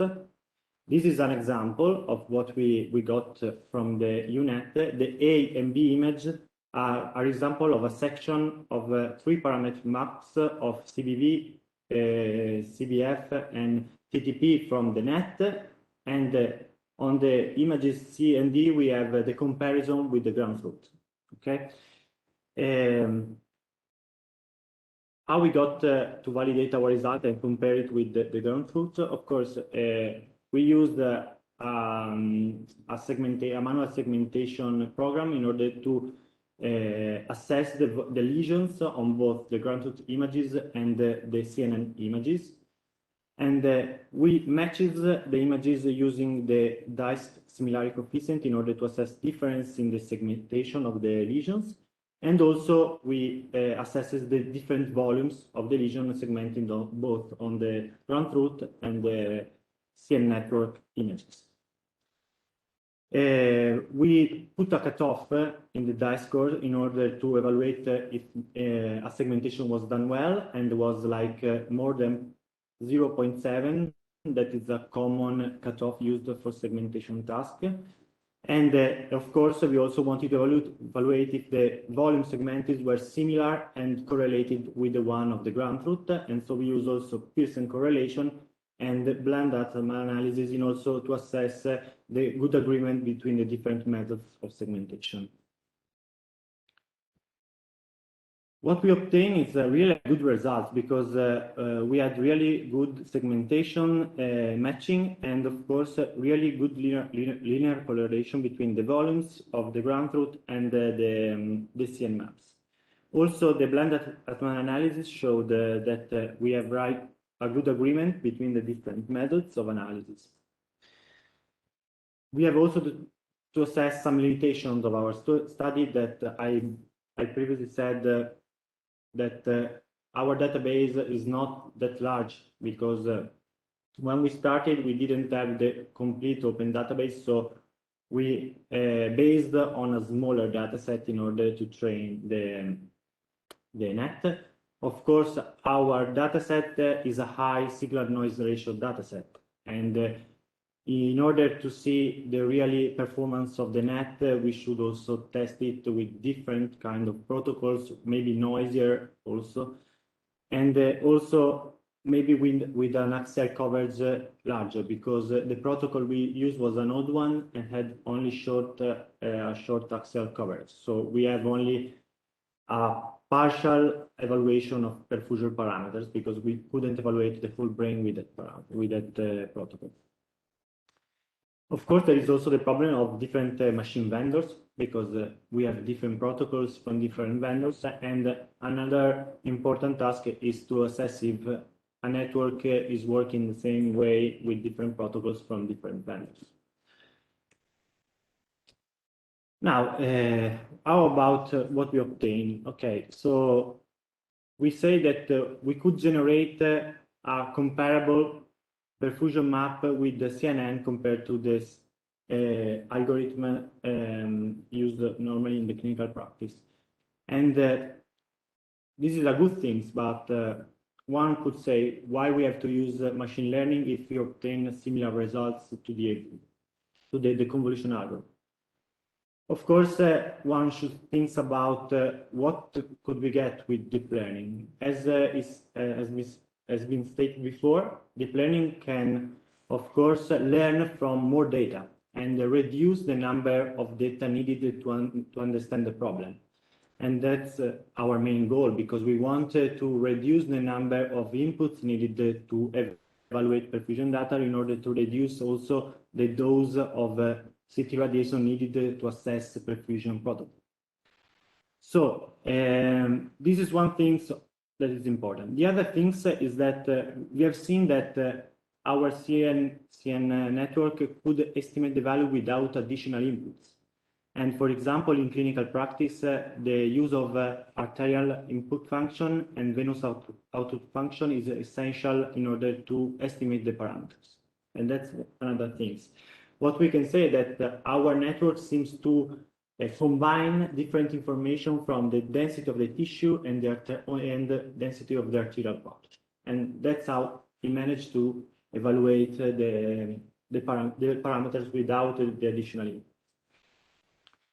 Of course, there are also other softwares that right now are commercialized and that do an automatic evaluation of perfusion parameters. The most known is Rapid, of course, But what we have to say that RAPID is not a proper machine learning algorithm, because it has some parts that are based on machine learning, and some other parts is just an automatic evaluation using a convolutional algorithm. So, for example, the perfusion parameters are estimated, as I said before, using arterial input function and venous output function. It's just selected automatically, but it uses all the inputs. And another thing that it's important is that, of course, our unit can use also the extent of the Hounsfield, the density in terms of Hounsfield, to assess if there is a hypodensity on the CT scan used for CT perfusion. And as they were saying before, is evaluation for the features. So you can find if there is an hypodense region and it's assessed as a core, of course, because it's an ischemic core when we have an hypodense lesion on a CT. The most fascinating part, I think, that CT perfusion is not just generating perfusion maps. We have different fields that can be assessed using machine learning. And of course, there are a lot of studies that demonstrated the use of machine learning applied to different parts of perfusion analysis. We have a similar study to ours that did the same things on an MRI, because MRI DCS perfusion is really similar to CT perfusion. It just assesses the lowering signal during the passing of the bolus of contrast. And we have also another study that tried to assess what I said before. So it tried to compare our unit using a unit parametric maps to the one made by RAPID, because as I was saying before, RAPID is automatic, but it's not machine learning. And it also demonstrated that the unit is working really well with perfusion analysis compared with the RAPID, that is right now is one of the gold standard for most of clinical trials. Of course, there is also some other important things that comes out of this study, and that's the part that I was saying before. So it shows that the UNET could also reproduce the perfusion parameters using less than all the data set. And that's really important, because I was saying that it's what we aim to obtain is a reduction of the data in order to have a reduction of the X-ray exposure of the patient. Also, other fields in which machine learning proved to be efficient was also the reconstruction of high-quality images from the low quality used for perfusion acquisition. That's another thing that's important, because it also helped to reduce the radiation dose of the patient. But there is also other algorithms that helps to reduce the noise and the movement effect during the acquisition of the protocols. And by combining all this kind of stuff, we can obtain probably a more efficient and standardized perfusion protocol in order to assess the perfusion parameters and reducing the dose of the patient to the patient. What are the main goals in this kind of field? Of course, we want to have a standardized and fast way of analyzing the perfusion data. We want to reduce the days to the patient, because, of course, right now with the large trial doing the fuse, there are a lot of patients that undergo the CT perfusion in order to be selected for treatment. And that's why we want to of course, reduce the dose, because a lot of patients now are doing these protocols, and right now is not so low dose protocol, because it needs a lot of acquisition in order to estimate the parameters. And also, what we want to reduce is also the time to needle, so the time that patient needed to go to the treatment, because it's an essential part in a time-dependent disease like stroke. And what is really fascinating is that right now, some groups are starting to combine perfusion analysis made by a UNET with also clinical information using in the deep learning approach. So it's combining clinical with imaging information in order to have a better prediction of the ischemic core and ischemic penumbra. And it's really fascinating, because we can see that they had really good results if the reperfusion was achieved in a good way. And so I think it's the future of perfusion. If you want to use perfusion, probably the approach using a machine learning should also take in consideration the clinical part of the problem, because just doing imaging, we can have problem, like we said before, with overestimation of the core due to the hyperacute phase. But if we use different data from both imaging and clinical in order to estimate the perfusion and the possible outcome of the patient, I think we could obtain a really better result in order to select the patient that really needs the treatment. Of course, I want to conclude just by saying what I've said during the presentation. So our study is only a small part of what we can do with the machine learning perfusion. We just assess that we can have perfusion maps that are comparable with what is made with the convolution algorithm. But also with our UNet, we tried to undersample, and we saw that we could have also good maps undersampling the data. And so that's really a good thing in order to improve and also develop new kinds of protocols.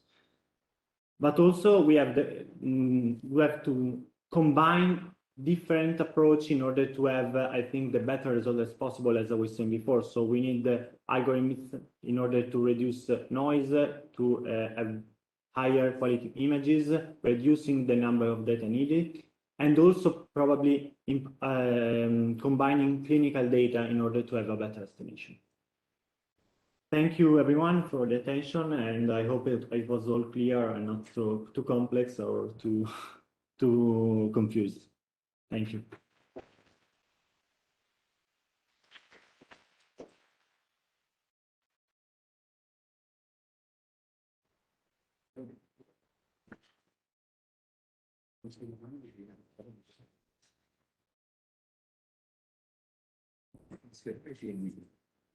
Ho visto che è una cartella. So good morning, everybody.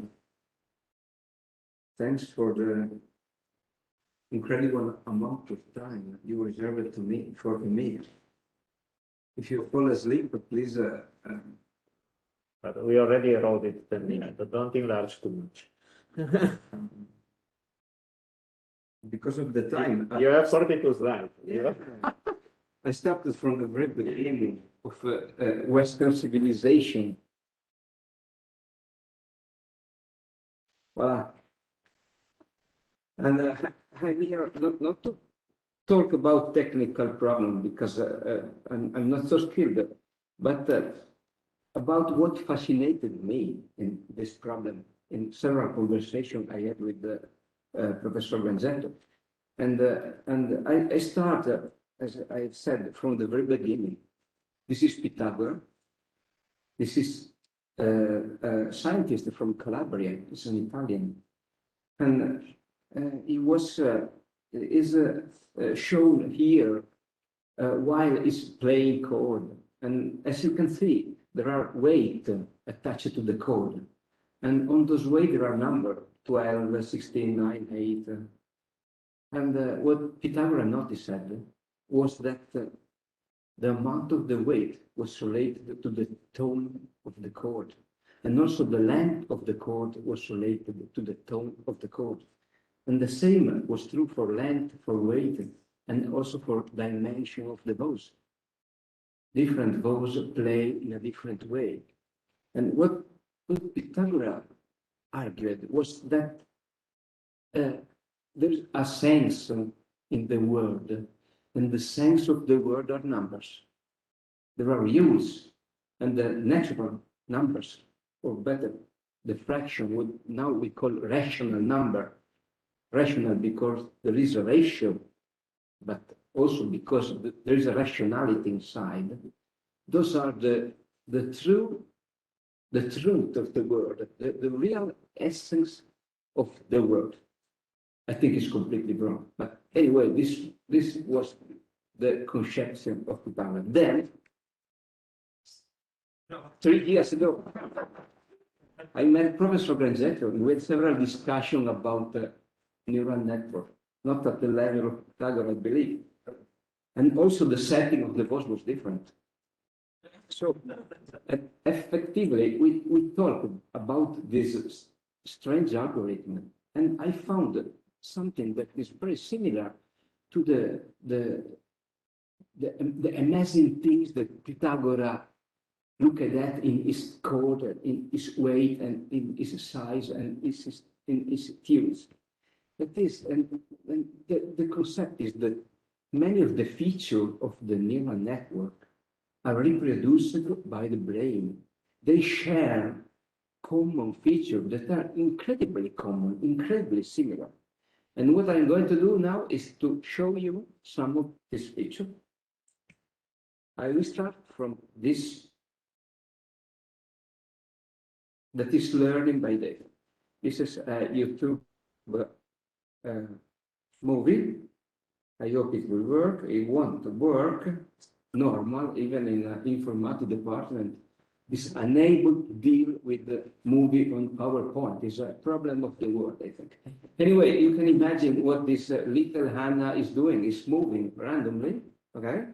And then she adjusts its movement, okay, based on the information that the brain obtained from leg, from skin, from ligament, from eye, from here, okay? He adjusts the random movement, and finally she get to a normal working, okay? This is the way human and also the beast learn walking, learn skiing, playing tennis, playing drink, and cutting spaghetti and so on.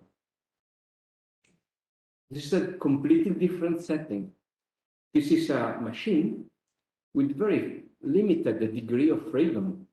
Is a robot that can move his arm with I don't know less than 10 joints, okay, with very limited degree of freedom. So in principle, it is easy to model the movement mathematically, but it's far easier to teach this robot walk by using learning by data with a neural network. It's easier. You can simply put your robot in a road and you make it walking.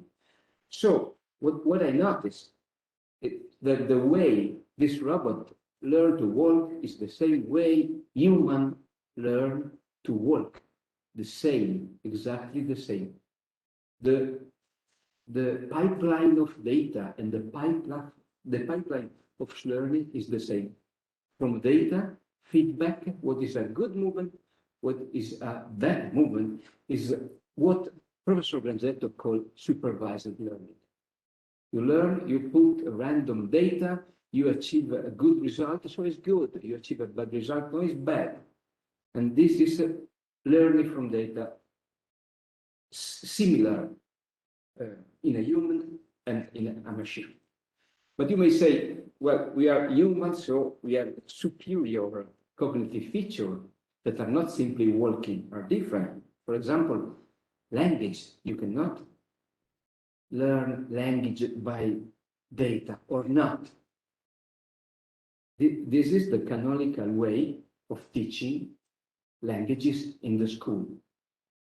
You learn the rules and then you apply rules. You learn math, you learn language in this way. Millions of heroic teachers are trying to apply this completely beautiful method to their pupils, trying to teach him something, okay? And this is exactly the Pythagorean way of looking at the reality. You have the rule, you have the number inside the reality, and the reality is made of rule, of number. You teach the rule, you teach the reality. Knowledge relies on explicit rule, and learning means learning the rules. So, is the truth. I had this experiment on my son. My son was at the elementary school. He asked my help to learn the subordinate. Subordinate are at least 15 or 20 different ways of putting together the sentences. Okay, final, causal, location, time, and he was asking them learn this subordinate. So we tried. He was perfectly able to manage a correct Italian language, better than mine. So I told you, you all right, don't worry, go play to the PlayStation, and this was the result. The quotes were not sufficient, not enough for theory, but 9 for practice. How is it possible? This is a scientific experiment that demonstrates that real are only a mere representation of the reality. They are not the reality, and that Pythagoras was wrong, I think, because of this. The real come after. So my conclusion is that this pyramid must be reversed, because our brain, the knowledge in our brain rely on real that are completely hidden, completely opaque. This statement remember you something? Yeah, I think so. The real are after, the real are a post hoc explanation of what's going on. So, also for language, but also for math, the way of learning of human is similar to the way of learning of the neural network, not of the way of learning supposed by Pythagoras. Another example, those are symbols, those are numbers, are digits. That means something. 1 means 1 and 2 means 2. This is 1 and those are 2. So there's a meaning inside of those digits, okay? You can teach a neural network to recognize those digits and based on those digits to make sum. But the symbolic meaning of the digit is completely lost after the first passage. So the neural network don't know that 1 is 1. Know that this is a line, make like that. And 2 is a line, make like that. And the neural network know that this line plus this line make this line. So the symbolic content is completely lost, but the neural network is able to perform calculation in a correct way. So again, knowledge relies on hidden, opaque rules that are not explicit. Okay, again, pyramid or Pythagoras is reversed. Another feature, what are those? Dog, okay? Why we define those dogs as dog? This is a close friend of Pythagoras, Plato. Okay, Plato said those are dogs because all those dogs share the idea of the dog, the dogity. Okay, there is a dogity inside those figures that identify a dog as a dog. Okay, and this again is the truth of the reality. The real meaning of the word is the idea that is inside the object. So let's have a look at this incredible experiment. For medical reasons, some researchers placed the electrode in the brain of a patient, and they presented images, and they record the response of the neuron, of a single neuron, when a given image was presented. And they found in the brain of this patient a neuron that responded to this image. Not surprising, it was a male patient. Okay, and also this image, and also at this image, and also at this writing, and also at this, and also at this.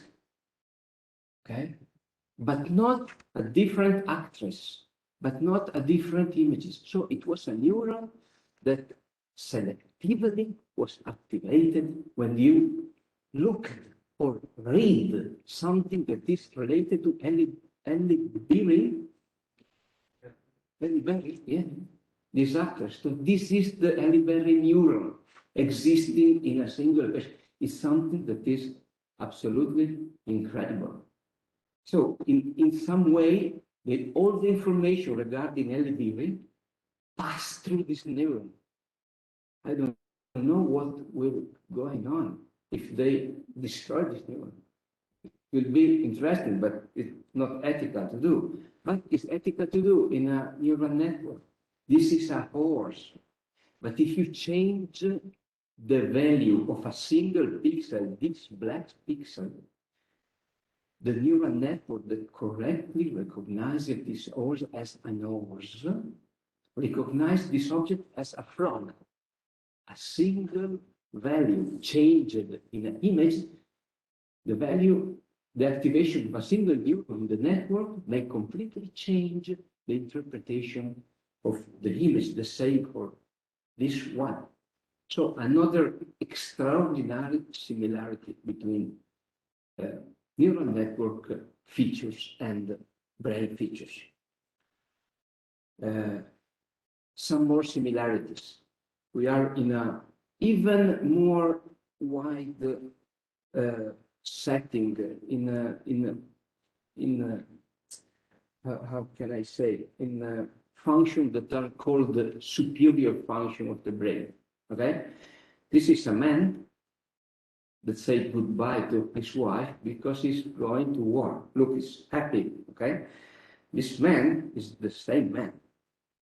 Okay, this man changed his life, completely changes the setting where he was living, and he became a different person.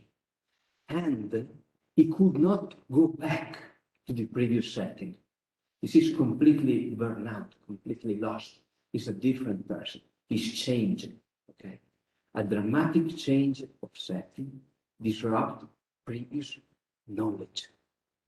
This in neuropathology is called the disturbo specifico dell'adattamento. Is something that happened to immigrate from, I don't know, Africa, very different life setting from Europe, or people that live a terrible experience, war or deprivation or suicide or divorce and so on. In some way, the knowledge, this new knowledge disrupted the previous knowledge. And Professor Grangetto told me this strange feature of the neural network. A neural network was trained to add 1 to whatever number. Okay, when it was trained and had a good functioning, it was trained again to add 2, and this completely destroyed. Not only it was not able to learn something more, but also the previous knowledge was destroyed. It's something that is, in my opinion, absolutely similar to the setting, to the human setting I talked about before. Dustin Hoffman was grown up as an Indian. Then he became a white man, then again he became Indian, then he became a white man again. But he was not an Indian and not a white man because of a mechanism very similar to that of this basic neural network, I believe. This phenomenon is called catastrophic forgetting. Last and the most interesting one, pruning. As you notice, every time we talk about the topic, I find something. So this is the last time we talk. I talked with Enzo Tartaglione that was working on pruning. Well, this pruning means cut the branch that are unusable. And what's going on in human? This is the synaptic density in life. As you can see, in childhood, in the age up to, I don't know, teenage, during the elementary school, the synaptic density of the brain is very high. Then became lower and stay flat for a long period. This is it's not linear, it's an exponential logarithmic scale. Okay? In the adulthood, you have a given synaptic density. In the childhood, you have an higher synaptic density. Why? It's incredible.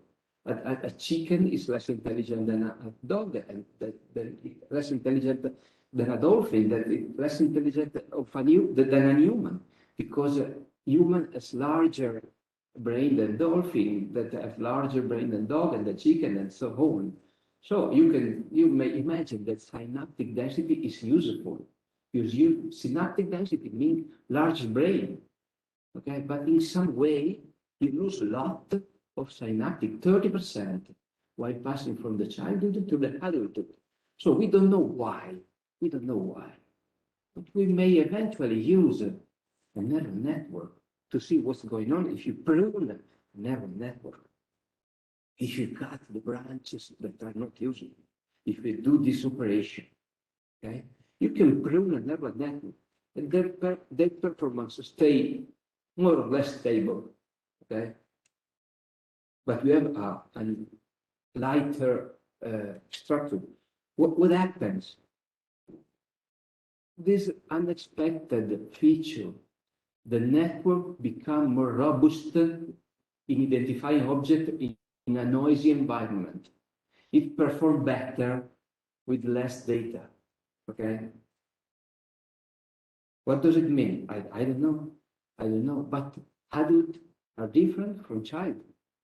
For example, they stay more stiff, they are more stable in an environment that may change. In your elementary school, if your teacher changes, this was a tragedy. If my teacher changes, it's not a tragedy for me because I'm more stable. Maybe related to this pruning, that take away things that may be useful but actually are not useful. I don't know, but is I think a fascinating hypothesis, and this may apply also to pathology. This is a man that is growing older and is lost more or less, I think, 2/3, okay, of his brain.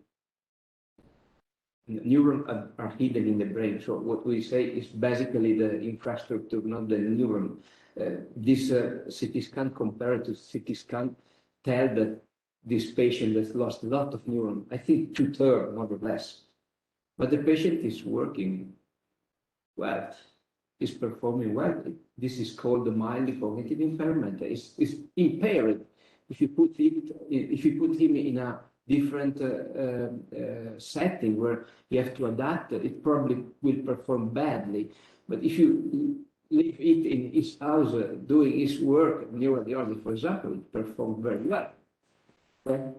So this is a feature that is unexpected. The performance are not lying. The performance and the density of the network are not related in a linear way. There's a threshold.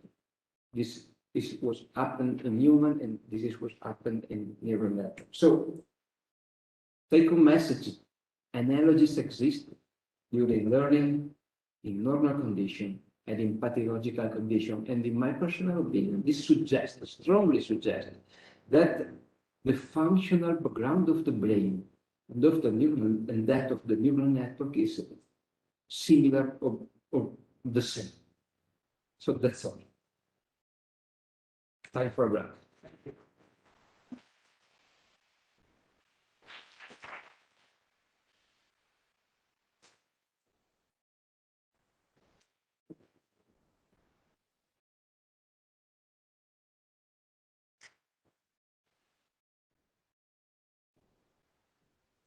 According to the program, we will take a break until 11:15. Rivediamo alle 11:15.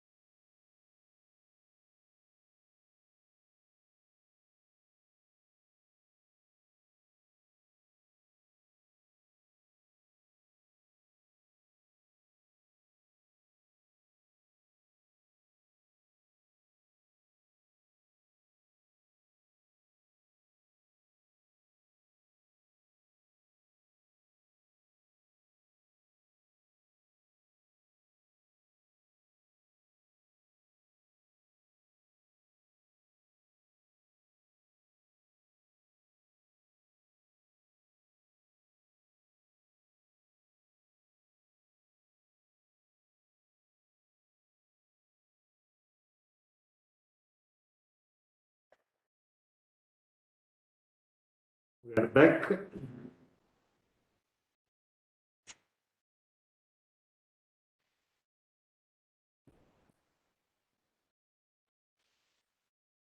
Okay.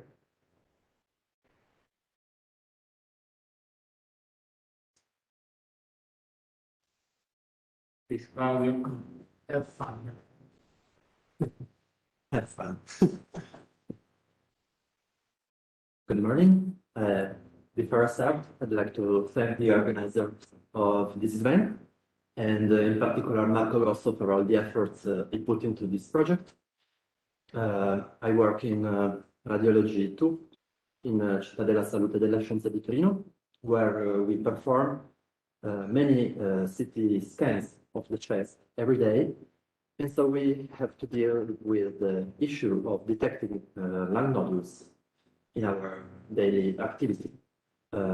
My presentation will be more theoretical, maybe. Hope it will not be too boring, since there are many different professional figures in the auditory. I will talk about what lung nodules are, why it is so important to find them and correctly manage these findings, and what are the issues that we have when we have to look for these nodules on CT scans. And after me, Stefano Tibaldi will show you in a more concrete way what we did with our colleagues from the informatics department with the images of the lung nodules that we have. First of all, what is a lung nodule? The Fleshner Society for Thoracic Imaging tells us the right definition of this finding that can be seen on both radiographs and CT scans. Basically, a nodule is a rounded opacity, more or less defined, measuring up to 3 centimeters in diameter. On CT scans, of course, we can better locate the nodule, define its features like the density, the margins, and so on. Depending on the density, we could have a ground glass nodule, which manifests as a hazy increased attenuation in the lung that does not obliterate the bronchial and muscular margins. Such as in this case, you can already notice how subtle these findings can be. A solid nodule has instead a homogeneous soft tissue attenuation, while a part solid nodule consists of both ground glass and solid soft tissue attenuation. If the lesion is smaller than 3 millimeters in diameter, it is better defined as a micronodule. First warning, we may find pseudonodules, which means other objects or parts of the body mimicking a pulmonary nodule, such as a rib fracture, a skin lesion, outer devices on the patient. And for example, in these X-rays, you see 2 symmetric opacities at the base of both lungs that look like nodules. They're round, they're quite defined, but actually are pseudonodules. In fact, it's the projection of the nipples of the patients. In these other radiographs, instead, the nipples were marked with this metallic object, and so we can be sure that this other opacity at the base of the right lung is a real nodule. If the nodule is greater than 3 centimeters, we should not call it like that. It's actually a mass. And of course, with CT scan, we can still be more precise in locating and define the features of the lesion. First question is every lung nodule bad? Why it is so important to find this nodule? Of course, we can have malignant lesions, but most of the lesions are benign. There are some features like this calcification in these small nodules that can help us define it as a good lesion, a benign lesion. But in most cases, the features are quite specific, and so we struggled in separating bad nodules from good nodules.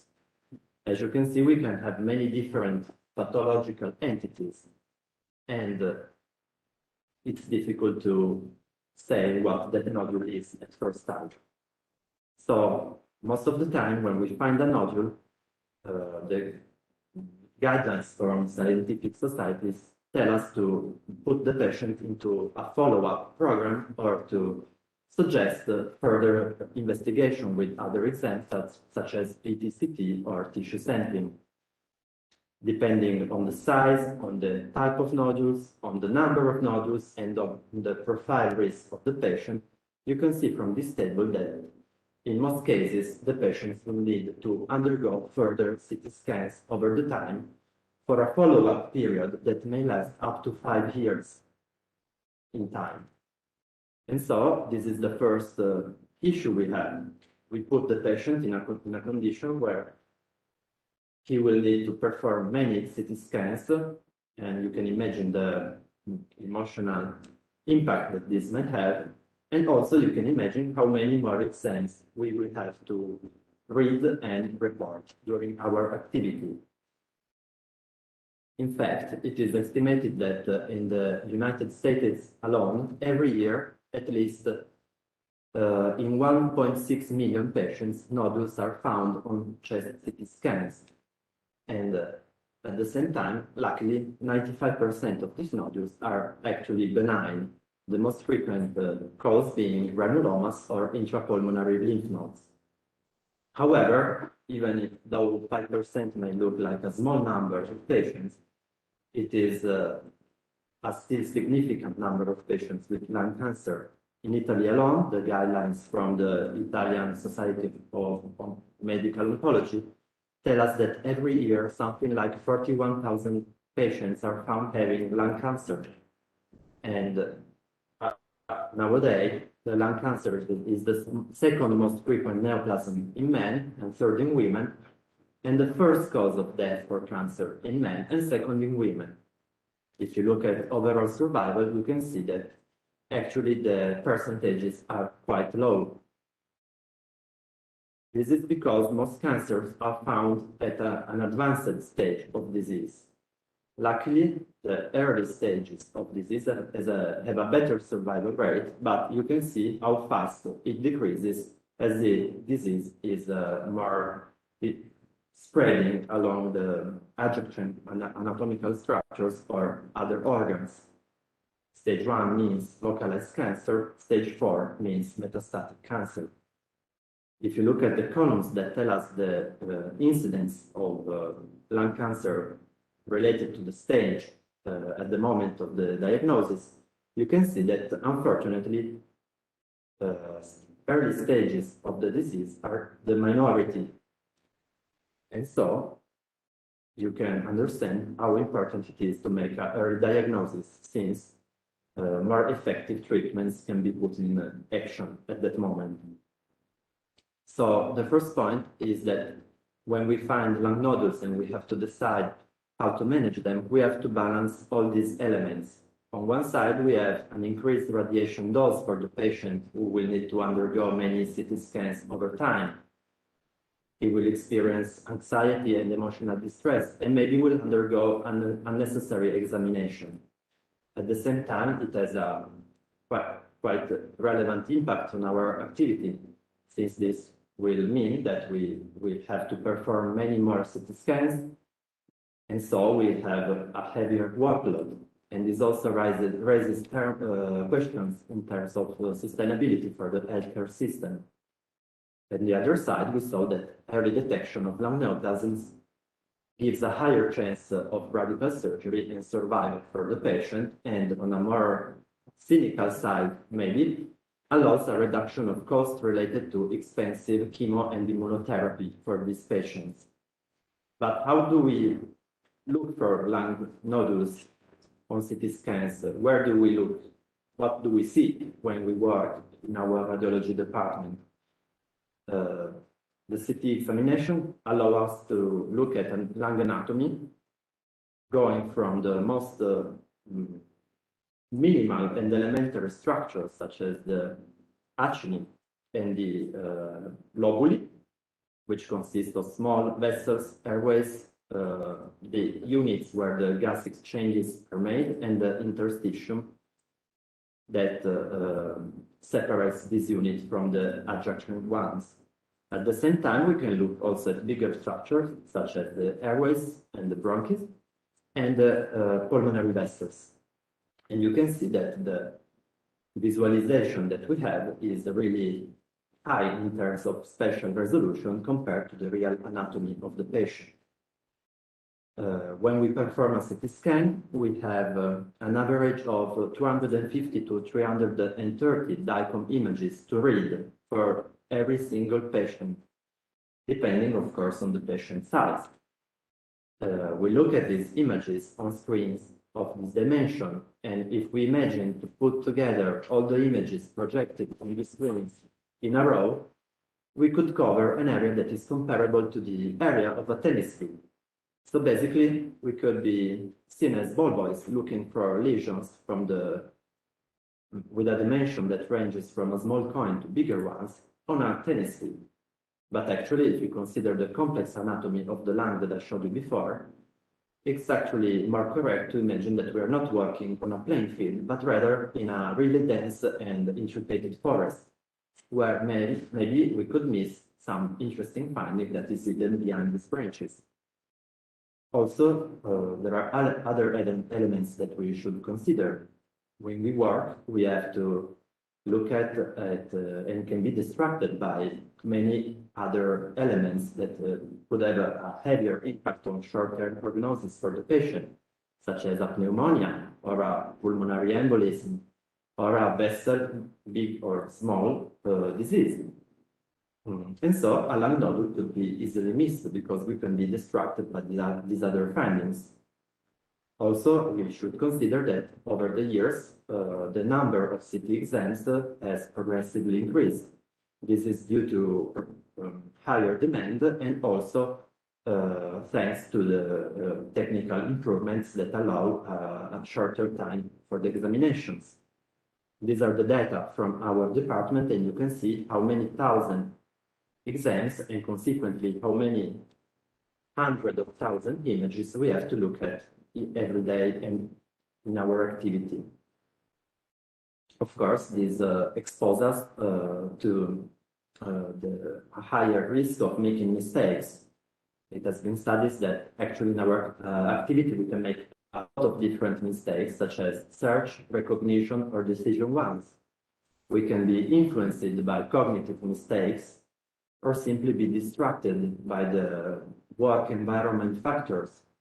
Just consider the phone that rings from time to time, every day, every moment, or simply be tired after a long shift.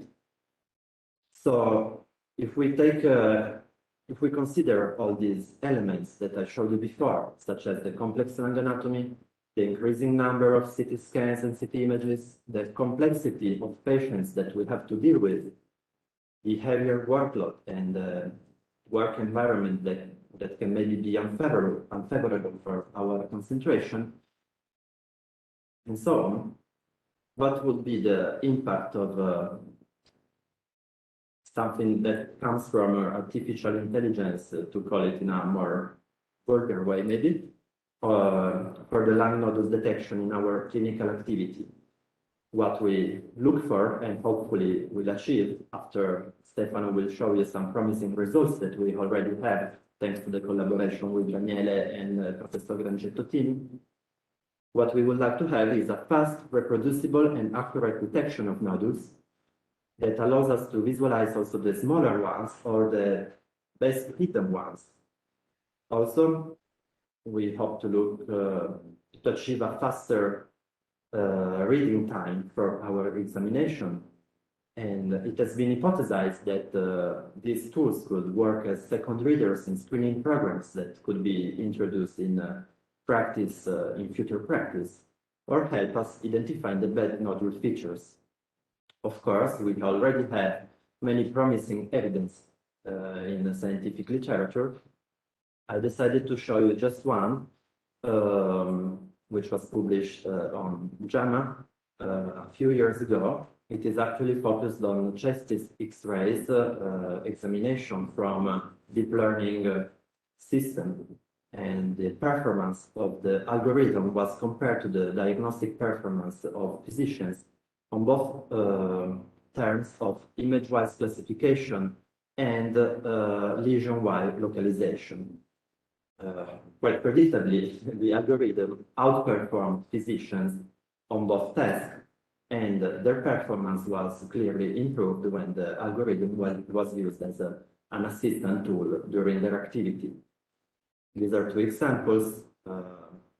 We're not informatics, so we are really distracted and fascinated by these activation maps that Professor Grangetto showed you before.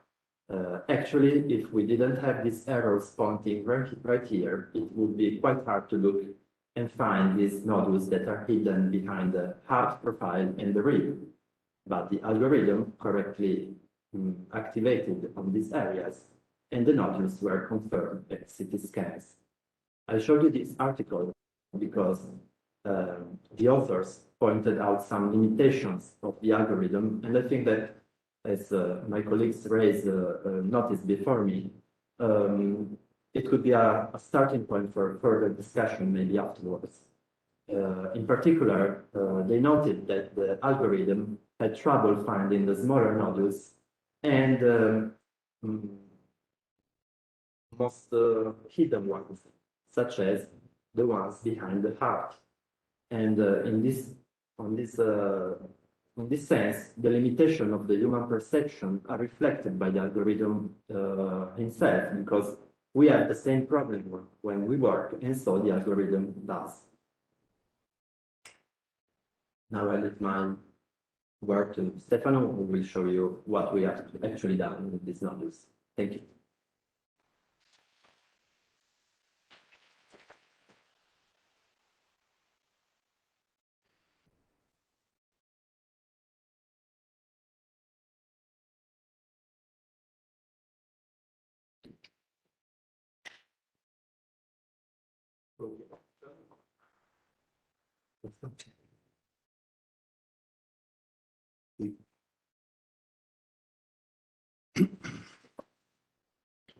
So, to the final now.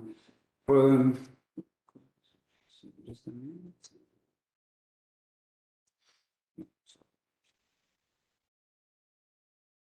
We have to start from the beginning. So, okay, this is the first. I'm the last of this morning, and I would to say many thanks to Professor Fonio and Grangetto and Dr. Limerutti and Grosso for this great opportunity. I'm very glad to participate at this beautiful event. I'm going to introduce myself. I'm Stefano Tibaldi, one of the two radiologic technologists involved in the DeepHealth project. We are the technical part of hospital duty, and we are also the nerd part of it. Today, I would like to provide you some insight into an ordinary day in a radiomics lab and show you our technical approach to everyday problems. Okay. First thing first, I'm very grateful to sharing the experience with this solid and valuable team. This project allows us together and sharing competences between medicine and computer science, working side by side with a long experienced radiologist and a brilliant professor and PhD student. I try to explain how the winning choice for a multidisciplinary study rely on the free exchange of information. On the other hand, one of the strong points of the organization can be found in the possibility of having two radiologic technologies. In this regard, I would like Francesca Santinelli for sharing the effort of this project with me. Now, let's get to the point of today's lecture. These are the main steps that for the creation of a dataset of images used for the training of artificial intelligence system. We will go through patient selection after dataset creation, and then contouring session and data transmission. For the objectives of our study, we have to include all the patients showing lung lesion smaller than 3 centimeters. We consider also a small number of more extensive lesions to introduce a variability into the pool. The first step was finding the patient suitable for the study. We started from asking to different departments some pre-existing databases and going through each patient, checking if they met the inclusion criteria or not. Later on, we looked for data in our own department, searching patient by patient in the ordinary exam list.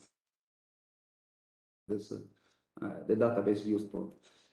For all the non-radiologic experts, all the images produced in a radiology department are stored in a central archive called the PACS, Picture Archiving and Communication System.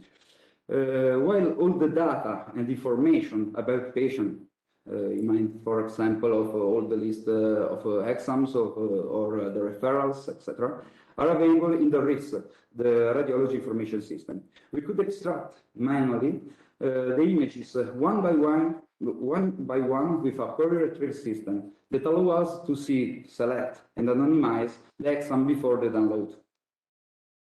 Once the exam is downloaded without the personal information of the patient, we can handle it with a software dedicated to labeling and contouring. In our department, we can rely on high quality and performing equipment, you can see in the photo, dedicated for image processing and graphic calibration. Okay, the video is going.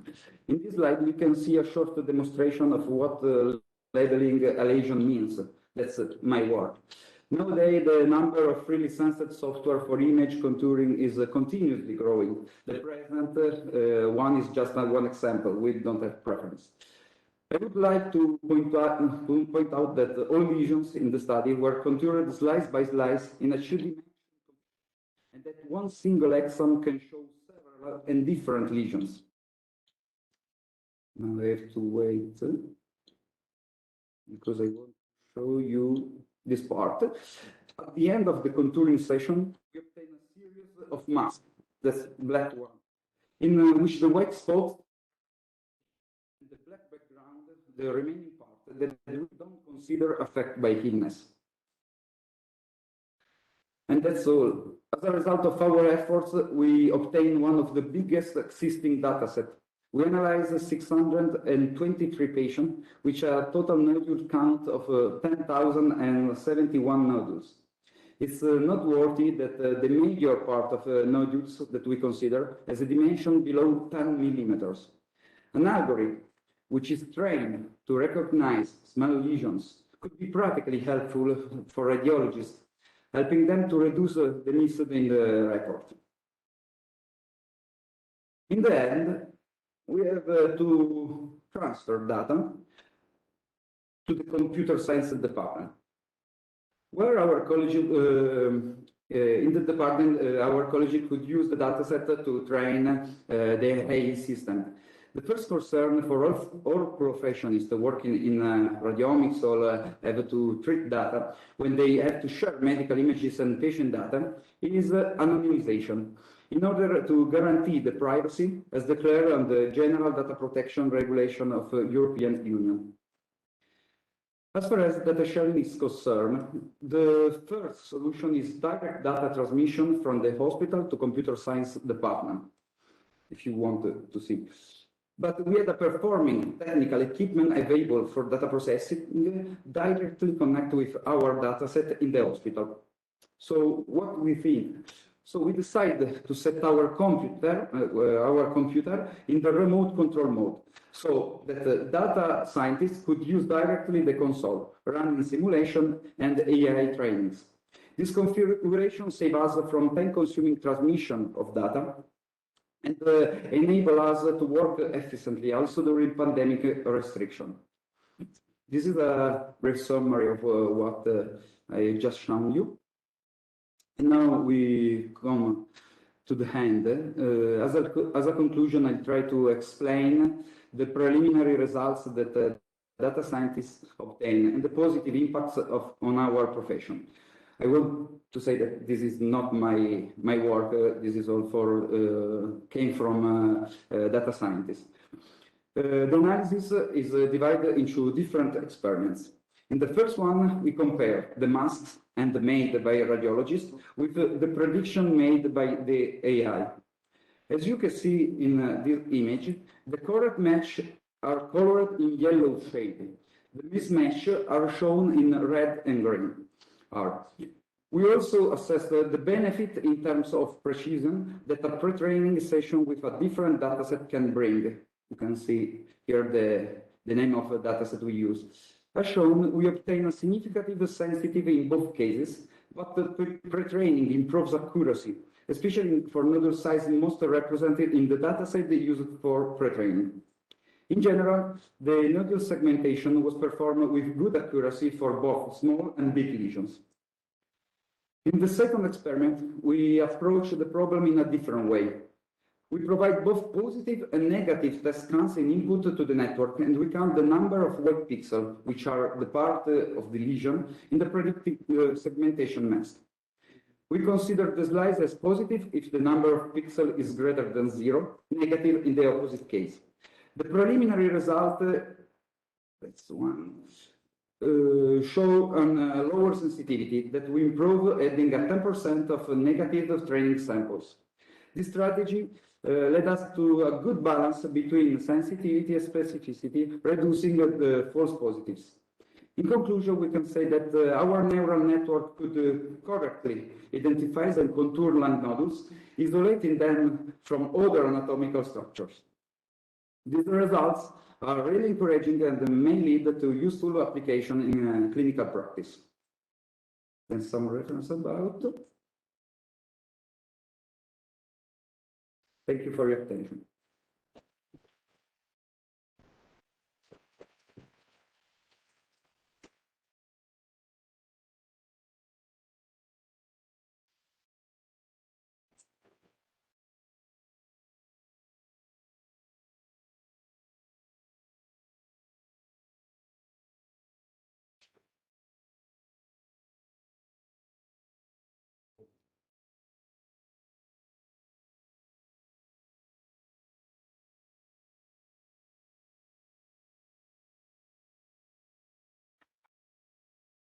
So we are on schedule. We can move to the final discussion. I would like to ask whoever wants to talk. Since in the room we have an environment mic, you can talk from your seat, provided that you stay in the first 3 row, I guess. Maybe Marco, choose the people that can join on the table from time to time. Okay.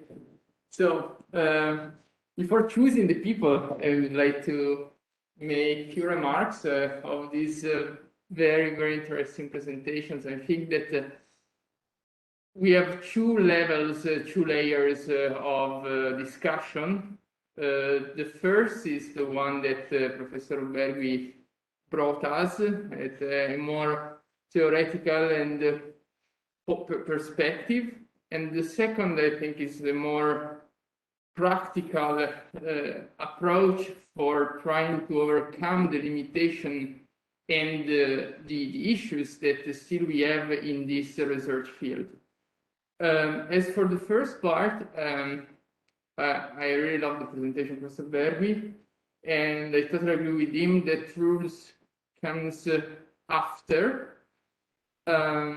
I think that it would be very interesting, both from, as I said, from a symmetrical perspective between mind and computer science, to understand what rules, once they are present, how they interact and they go back into the into what created these rules. Maybe it's the fact that I'm the father of a toddler, and so I'm trying to understand how my rules can interact with the toddler. I think that this would be very interesting. And similarly, also considering the well-known book of Daniel Kahneman, Thinking Fast and Slow, how to try to figure out a symmetry between the deep learning approach and the two levels of thinking that we have in the brain. I know that are very big issues, and I don't ask for an answer, but I think that we should deal with these issues. I don't know if Professor Bergi wants to. I know it's a very tough question, and maybe there's a normal question. Very happy to know that somebody read the book of Kahneman and Tversky. In my opinion, it's one of the best books I ever read. Totally agree. I'm sure. I answer to your question with a different question. And a more practical question. We, as a sanitary institution, but also as a research institution, because we are both doctors and professors, and we have to focus on what by doing this work. One level, one layer, is to develop, understand what is the meaning of what is the practical role of artificial intelligence in our work. This may be done simply by buying a commercial, commercial program that has FDA approved that we may use in our hospital and say, it works better than before, it is worse than our judgment, help us in curing the patient. This is one layer. Very easy to do, you just need money. The other one, the more interesting, is to use this instrument to advance our knowledge of the disease. Not to develop the instrument. To develop the instrument is the role of the person presenter. Our role is to understand, better to use the instrument to increase the information we achieve. Not about the process of curing the patient, but about the mechanism of the disease. Trying to go deeper into what's going on and what is producing the images that we say. What I consider, especially in the radiological pipeline, we have a motorway that is designed to allow interpretation. Very different from image analysis that is done by data scientists like Professor Benedetti. Usually, image analysis deal with images you take with your camera with different angulation in different light conditions. On the contrary, the work of the radiology is on images that are strictly standardizable. All the brain are cut the same way. All the matrix are in the same dimension. All the black and white balance are adjusted for my interpretation. So it's a completely different setting. And this, in some way, is a limit because our images are already optimized to be interpreted. I'm not sure that artificial intelligence may give something more. I'm not sure.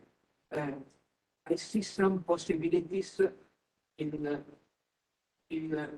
analysis of images that you and me cannot interpret correctly. For example, if you look at 20 magnetic resonance of the same brain in 20 years, it's simply impossible to catch a feature in this large series different from one patient from the other one. But eventually, artificial intelligence may.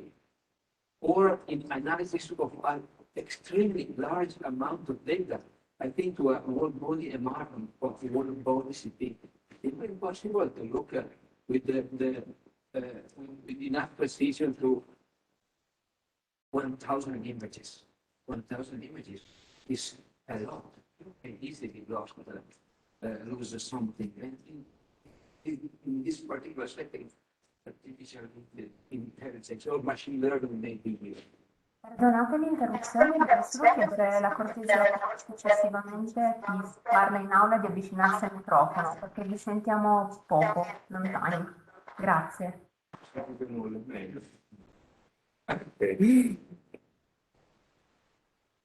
So one point that I got from Mauro is we already investigated in radiology the effect of windowing, and we found some interesting results, I think. If the data are in a small set, of course, you may use the suggested windowing, because if you're looking at lungs, bones, or whatever, it's better to go directly in that range. In any case, we tried to train for the same result without having any prior knowledge about the windowing, just using the house with the units as input. The results were either similar or a little bit worse. I think because of the small data set. So the real power of the generalization comes at the cost of a lot amount of data. So it's always a trade-off between the preprocessing that you can put in the data based on your knowledge and the amount of data that you have. In the ideal case, if the data set is infinite dimension, I think you can avoid any kind of preprocessing. But you need a huge computational power. So we always need to find a trade-off. For sure, if you put a lot of effort in pre-processing the data, you may even lose some thing that you're not expecting. Another experiment that we did with the COVID thing is to cut the lungs area. Why not? You know that the problem is there, and apparently we have no gain. At the very end, we stick with the whole image, background included, bones, whatever. No gain in just cutting the lungs and providing this selected area to the network. Of course, you have some gain if you have a very small data set, again. So it's always a trade-off. And my dream is your dream. I would like to exploit the power of this complex model to understand something more. I don't have the dream to explain the model because it's just impossible from a human point of view. A model with 1 million of parameters is to me unexplainable. It's just like the example that you provided us, looking at a single neuron and understanding what it's doing in the whole picture is really difficult. It's very interesting to find some way to explain the result that we have. There are some possibilities. Controlling the bias, controlling some other feature. Another fascinating thing is to use very different information from different setup, imaging plus whatever. This is I think is the most interesting field. For example, if you use CT scan to teach a neural network to interpret an X-ray, it's beautiful. It's use PET scan to teach a network to interpret a whole body MR. I think that those information are not available to humans. It's impossible for you to it's nearly impossible. I think this may provide a huge advance of the information you can extract from an exam. You can imagine to build a synthetic PET scan from an MR or the reverse. Yes. Okay, it's not impossible. You can build an X-ray from a CT scan, but you can also build a CT scan from an X-ray. Maybe the information are there and you may extract them. This is not possible for me. It's possible to build, I don't know, a CT scan based on sparse data, half of the dose of the X-ray, lot of noise, because you have an a priori knowledge on how things have to be, and based on those few data, you can integrate and build the full Monty, the complete picture. This is a powerful powerful method. I think that we need to go deeper into this technology to understand what it may do. It's not automatic diagnosis, or not only automatic diagnosis. The devil is into the detail, I think. Agree. I totally agree, me too. Now we went to the highest level of this topic. When I started thinking and trying to do something in this area, in this field, I realized that as doctors, as researchers in medical field, we have, as you said, Professor before, two levels. The one is to try to understand something more, as you said before, and the other are the practical issues that sometimes destroy you and they make you lose a lot of time. So from the radiology perspective, to Rangetto and all the other apart from when you of data and everybody knows, but if you had to give us a suggestion, a simple suggestion to say, okay, when you collect data, apart from the quantity of data that you will be able to give us, what is your suggestion for us in order to improve our data collection? I know that is a big issue, I know, but also considering the variety and the limited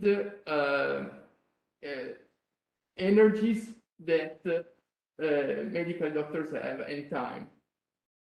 I think the answer is problem dependent. So it is difficult to give a general answer. If I look back at our collaboration in nodules detection, we started from 2D approach, slice by slice, and we got some results. Nowadays, to me, it would be great to move to the 3D thing and detect the nodule as a whole, as a 3D object. But if you think on how you labeled the data set, maybe we don't have that information. We can recover somehow, we already talked about. But the message is, when you start collecting data, since it is a very hard task, time-consuming, the most important step is to really think about what you can do in the future, not only what you are trying to solve in the limited time period that you think about. Because maybe you miss some connection, some other data that when you were crawling on the report, okay, I take this, I take that, maybe there was some other information that will be useful in the future and will be a nightmare to go back and find it again. That may be some clinical thing, genetic analysis, whatever. On the other side, it's really difficult to have all these things engineered. In the ideal world, everything is indexed and you just push a button and you got all the examination about this pathology with this data and you just flag those and you got the data. Most of the time it's not like that. I even don't know if this will be the future, because as I told you, the selection of the images is critical, and so the human intervention there may be a benefit, not only a time-consuming thing. Maybe it is a useful thing, but I cannot give the answer, of course, to your question. And in looking for data from a medical point of view, another question is, do you suggest us to try to fix the big disorder that we have on the data that until now we have created? So to retrospectively try somehow to make order and label them, or it's better to forget all this data and start just to, because we have limited efforts, you know. So yeah. If I have to think to a project, you suggest us that we should try to fix what we have built, not in a good way, in the best way, or trying to use only the data that we are creating since now. If I were the manager hospital, I will start from the scratch with a new with a new pipeline and leave the recovery of the past as a low priority effort. Okay. If there is enough resources, we also move on that task. But first of all, I would try with new data. It is not true for everything. If you have pathologies that show up once every 10 years, of course, you have to collect to go in the past. If it is a routinary thing, I think. Another important point that I catched when you select data, in light of having this multi-source option, is if possible to keep all the links. That means who has taken the image, it is important to have the history of the thing, because then you build a data set, but you don't know all the story of this data set. And maybe the scanning machine or whatever, it is an information that maybe is not useful, but if it is costless to keep it, let's keep it. If it is not privacy related, let's keep it. Or different examination. You are using chest X-ray, but of the same patient, you have the CT scan. Why not to keep both? Because maybe you can dream about synthesizing a CT scan from chest X-rays in the near future. No. If you just create a new data set for a new problem, you will lose most of your time creating data set. And on our side, maybe we are not effective enough in competing and contributing in the scientific community.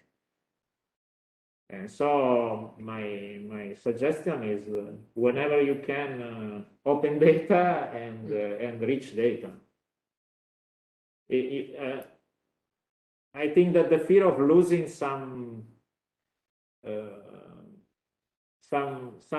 competition because you are losing your data is the wrong point of view. If you contribute with open data, you are improving the competition, and maybe you can collaborate with other researchers. But this is not always the point of view of the hospital. I understand when there are really private things, okay, or secret of the hospital, I don't know, the vendor of the system, the vendor of the machine, I don't know. But provided that you filter out these kind of things, why not? Also, the European policy is in this down. We should publish in open format and have open data and reproducible results.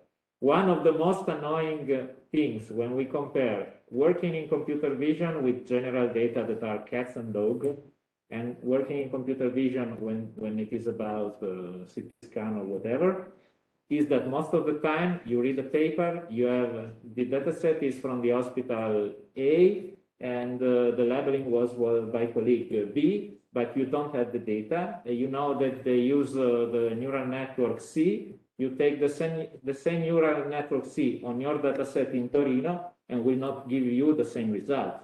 And now the question is, they are telling the truth. They have a different data set, and that is the reason. I hope it's that. That is the reason. Again, during COVID, in the first month, there were a lot of publications. We got 95% accuracy. We have 99% accuracy. It's not a race on the highest accuracy, unless we are racing on the same data set. And the evolution of this area from the informatics point of view happened thanks to common data set. The widespread, well-known ImageNet data set that has 1,000 different categories, among them cats and dogs and whatever, allow to improve because all researchers were are testing their results on the same set of data.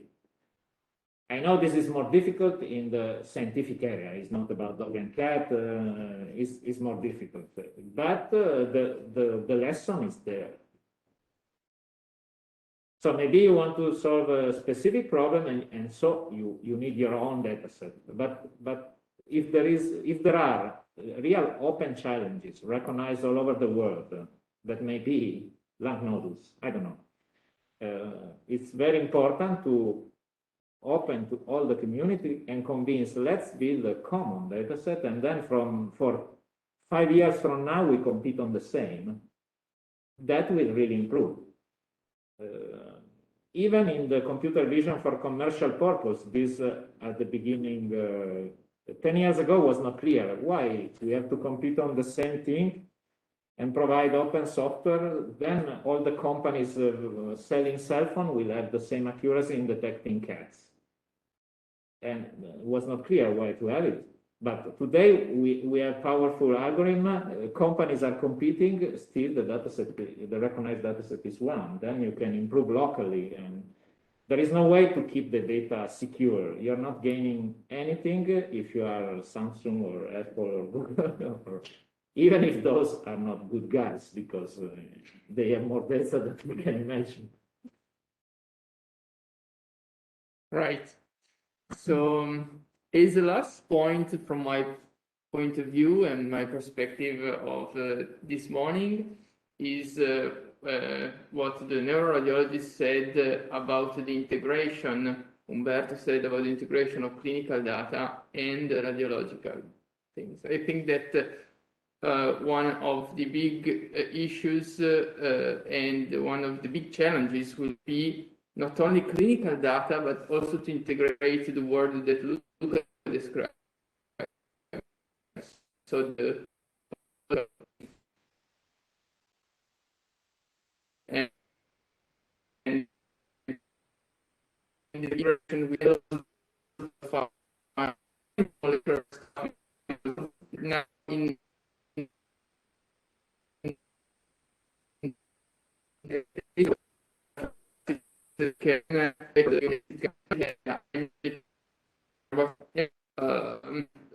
the analysis and link between the how the tumor growth and how, so even at a larger scale, not molecular but histological, so the real pathomic world together with the radiomic. I think that this would be for sure one of the challenges that we have to deal with in the next future.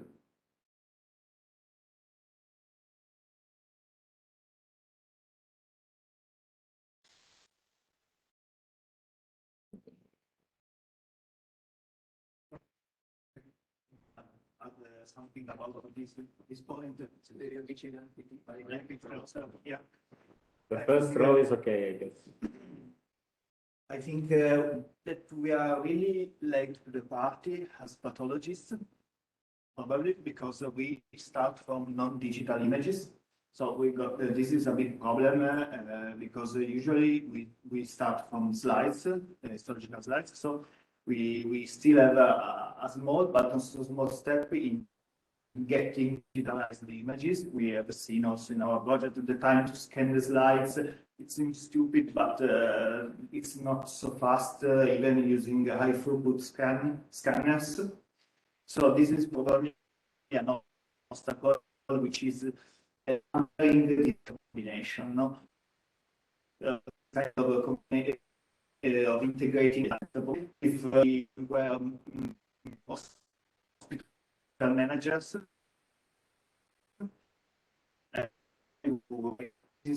This is with molecular everything.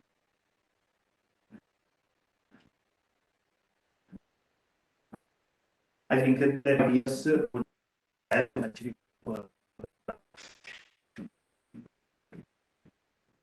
because so the second sector is as Marcus said of the issues I think that all we have, I think, a very, very exploited market. Because if you look at our images, you could imagine thousands of features.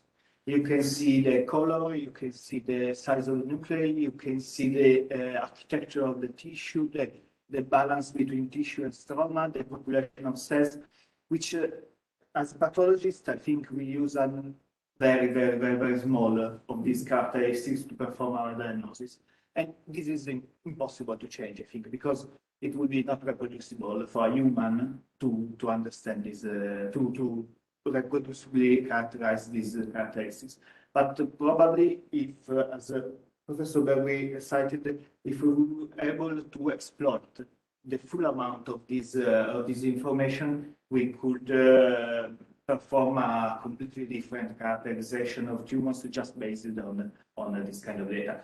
The papers are coming as in the radiomics or from the pathomics. For example, there is a strategies to predict in colon cancer KRAS status because KRAS tumors are more mucinous, so you see the mucin cells. So this is something which I think would be the nice thing would be to get new correlations which are based on something which humans cannot see.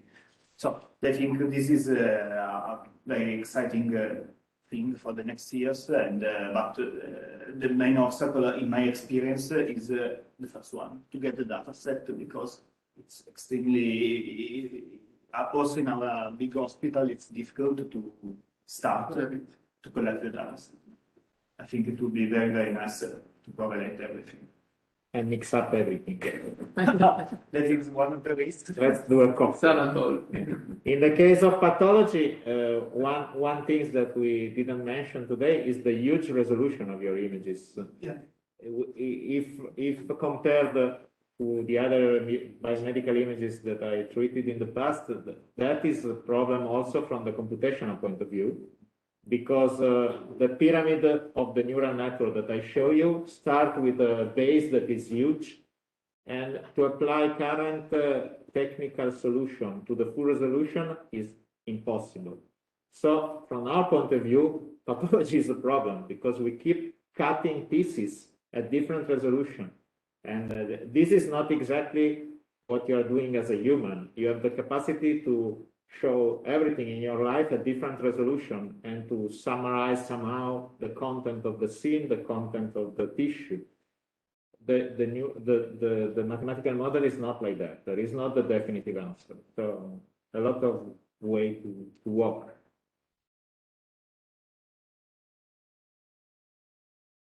Daniel has worked on this, and he knows the difficulty to get the final answer with the correct resolution.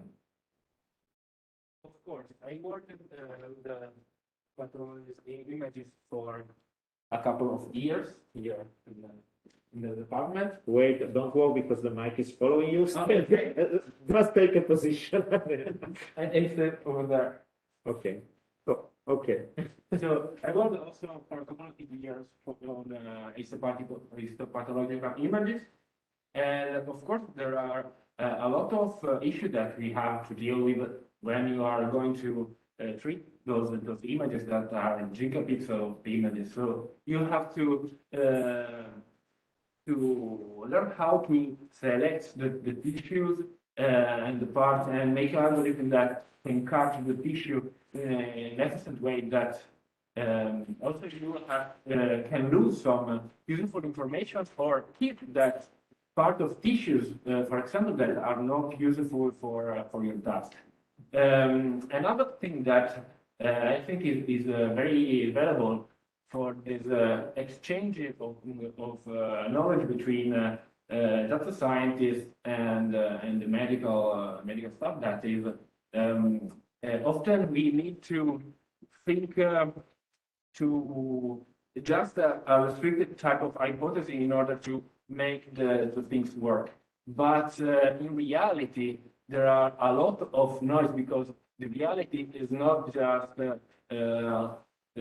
for example, tubular adenoma or tuberculous adenoma in the same tissue. Maybe there are some different kind of feature. Maybe they are mixed in the same patient. So we have to start to think about just looking for black and white, but also all the kind of noises and of shade of gray that are in the middle in the real data. And because we are collecting real data from patients, and we are not selecting exactly too much what kind of tissue we have to treat. Because if we create also the data set that are too specific, we can miss a lot of cross information between samples. Yeah, agree. And the good news is that there is more than supervised learning. You know, the experiment that we did, we used supervised learning, but there is a growing interest in unsupervised learning. That means that you recognize community clusters in data without having prior information. And this is also interesting from the medical point of view to recognize cohort of different things without knowing that these cohorts are there. From a clusterization. Yeah. This is fascinating as well. I know that many doctors are looking into this kind of. You don't introduce the bias of the human leveling. Yes. So you have the rule. A lot of time to put inside data. Yeah. Because there are trivial biases, male, female, ancient guys and young guys. Yeah, you can do automatically, and then exploit somehow. And some biases are useful, some other are dangerous, and you can even compensate for the dangerous one. There are very interesting papers that are coming out in the recent months on lung cancer classification on new cluster based on with this approach that you just said, because as molecular approach and target therapies modifies and grows, we see that those who are called adenocarcinoma, then they became small cell lung cancer, you know? So something that apparently, at least few years ago, it was something unbelievable that adenocarcinoma became a small lung cancer, but it's something that we are seeing with therapies, and this means that there's a common, there's something underneath our classification that links these tumors. So this is a method that we can apply. Yes, I totally agree. So convince managers in hospital to keep track of everything, and this will allow us to collaborate. Other question from the audience? Trova un posto lì in mezzo, così puoi partecipare. I'd like to know your opinion about the potential role of structured report in prospective studies of machine learning, because I think that one of the problems is that present radiologists are still writing free text report, and so you need to return on the images to label, but maybe with structured report you can already collect useful categorized data to implement machine learning studies. So I'd like to know your opinion about this, and also what are the main difficulties in implementing the structured report in ordinary work of radiologists? Well, from the theoretical point of view, I totally agree with you. Structured report is one of the key elements for the future in order to somehow label automatically somehow the data. But then I hear there are well-known radiologists more experienced than me that can speak. I think that it is also true that the real life in real life, sometimes when you want to write a report, you know, the structured reports oblige you to not a black and white description, but somehow the unstructured report helps you to give something to the clinician that sometimes the fully structured report does not give you. This is something that is never said normally in European Congress on structured report, but the reality is that if you want to communicate something, so from my personal perspective, I know that is something that will increase the workload of radiologists, but the best thing would be always in the theoretical world, but respectful to the practice, the clinical practice, to make a first part of structure report, and then somehow a conclusion that are more literal.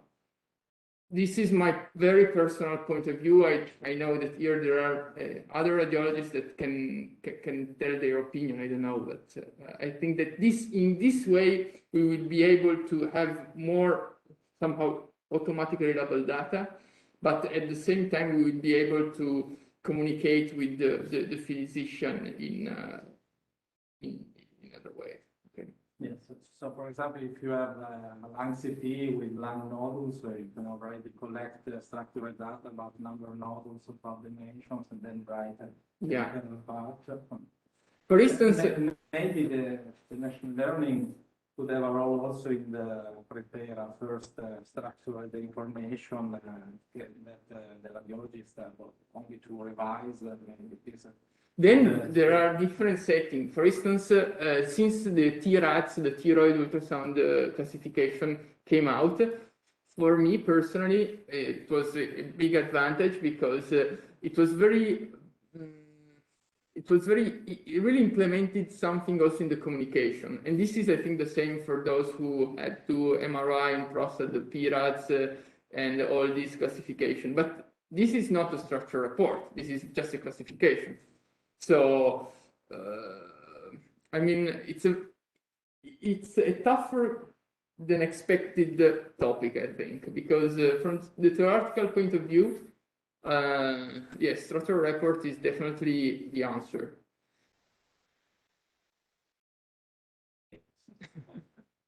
Also consider the multi-language thing. Yes, exactly. If you want to exchange a report with other institution, if it is structured, you can. If it is not, there is natural language processing power nowadays, but most of the time they are specific for some language. You know that natural language processing is working very well on English, no matter, because we have a lot of data about that. In Italian is limited. And if you have something that is working for English, you cannot think that it will work in Italian. And so this is another thing. But I feel like the answer, as usual, is in the in media, because you want to have if I were a doctor, I want to have the freedom to write down whatever I like to, because maybe there is something that is still not in the categories of the structured thing. So I would never say, I'm not a doctor, it's just an opinion, but I would never say, no way, it must be structured, you cannot write anything else. There is a communication part and there is the standard part. What is it standard? Maybe it's useful to think about. So maybe with some automatic tool that already pre-fills something. Yes. That will be the way to both improve the effectiveness, speed of diagnosis, treatment, or whatever. And by the way, also, always for our hospital managers, there are tools already on the market that may be able to do that. But this is another long story. We are recording the event, putting the event in the inbox of your manager.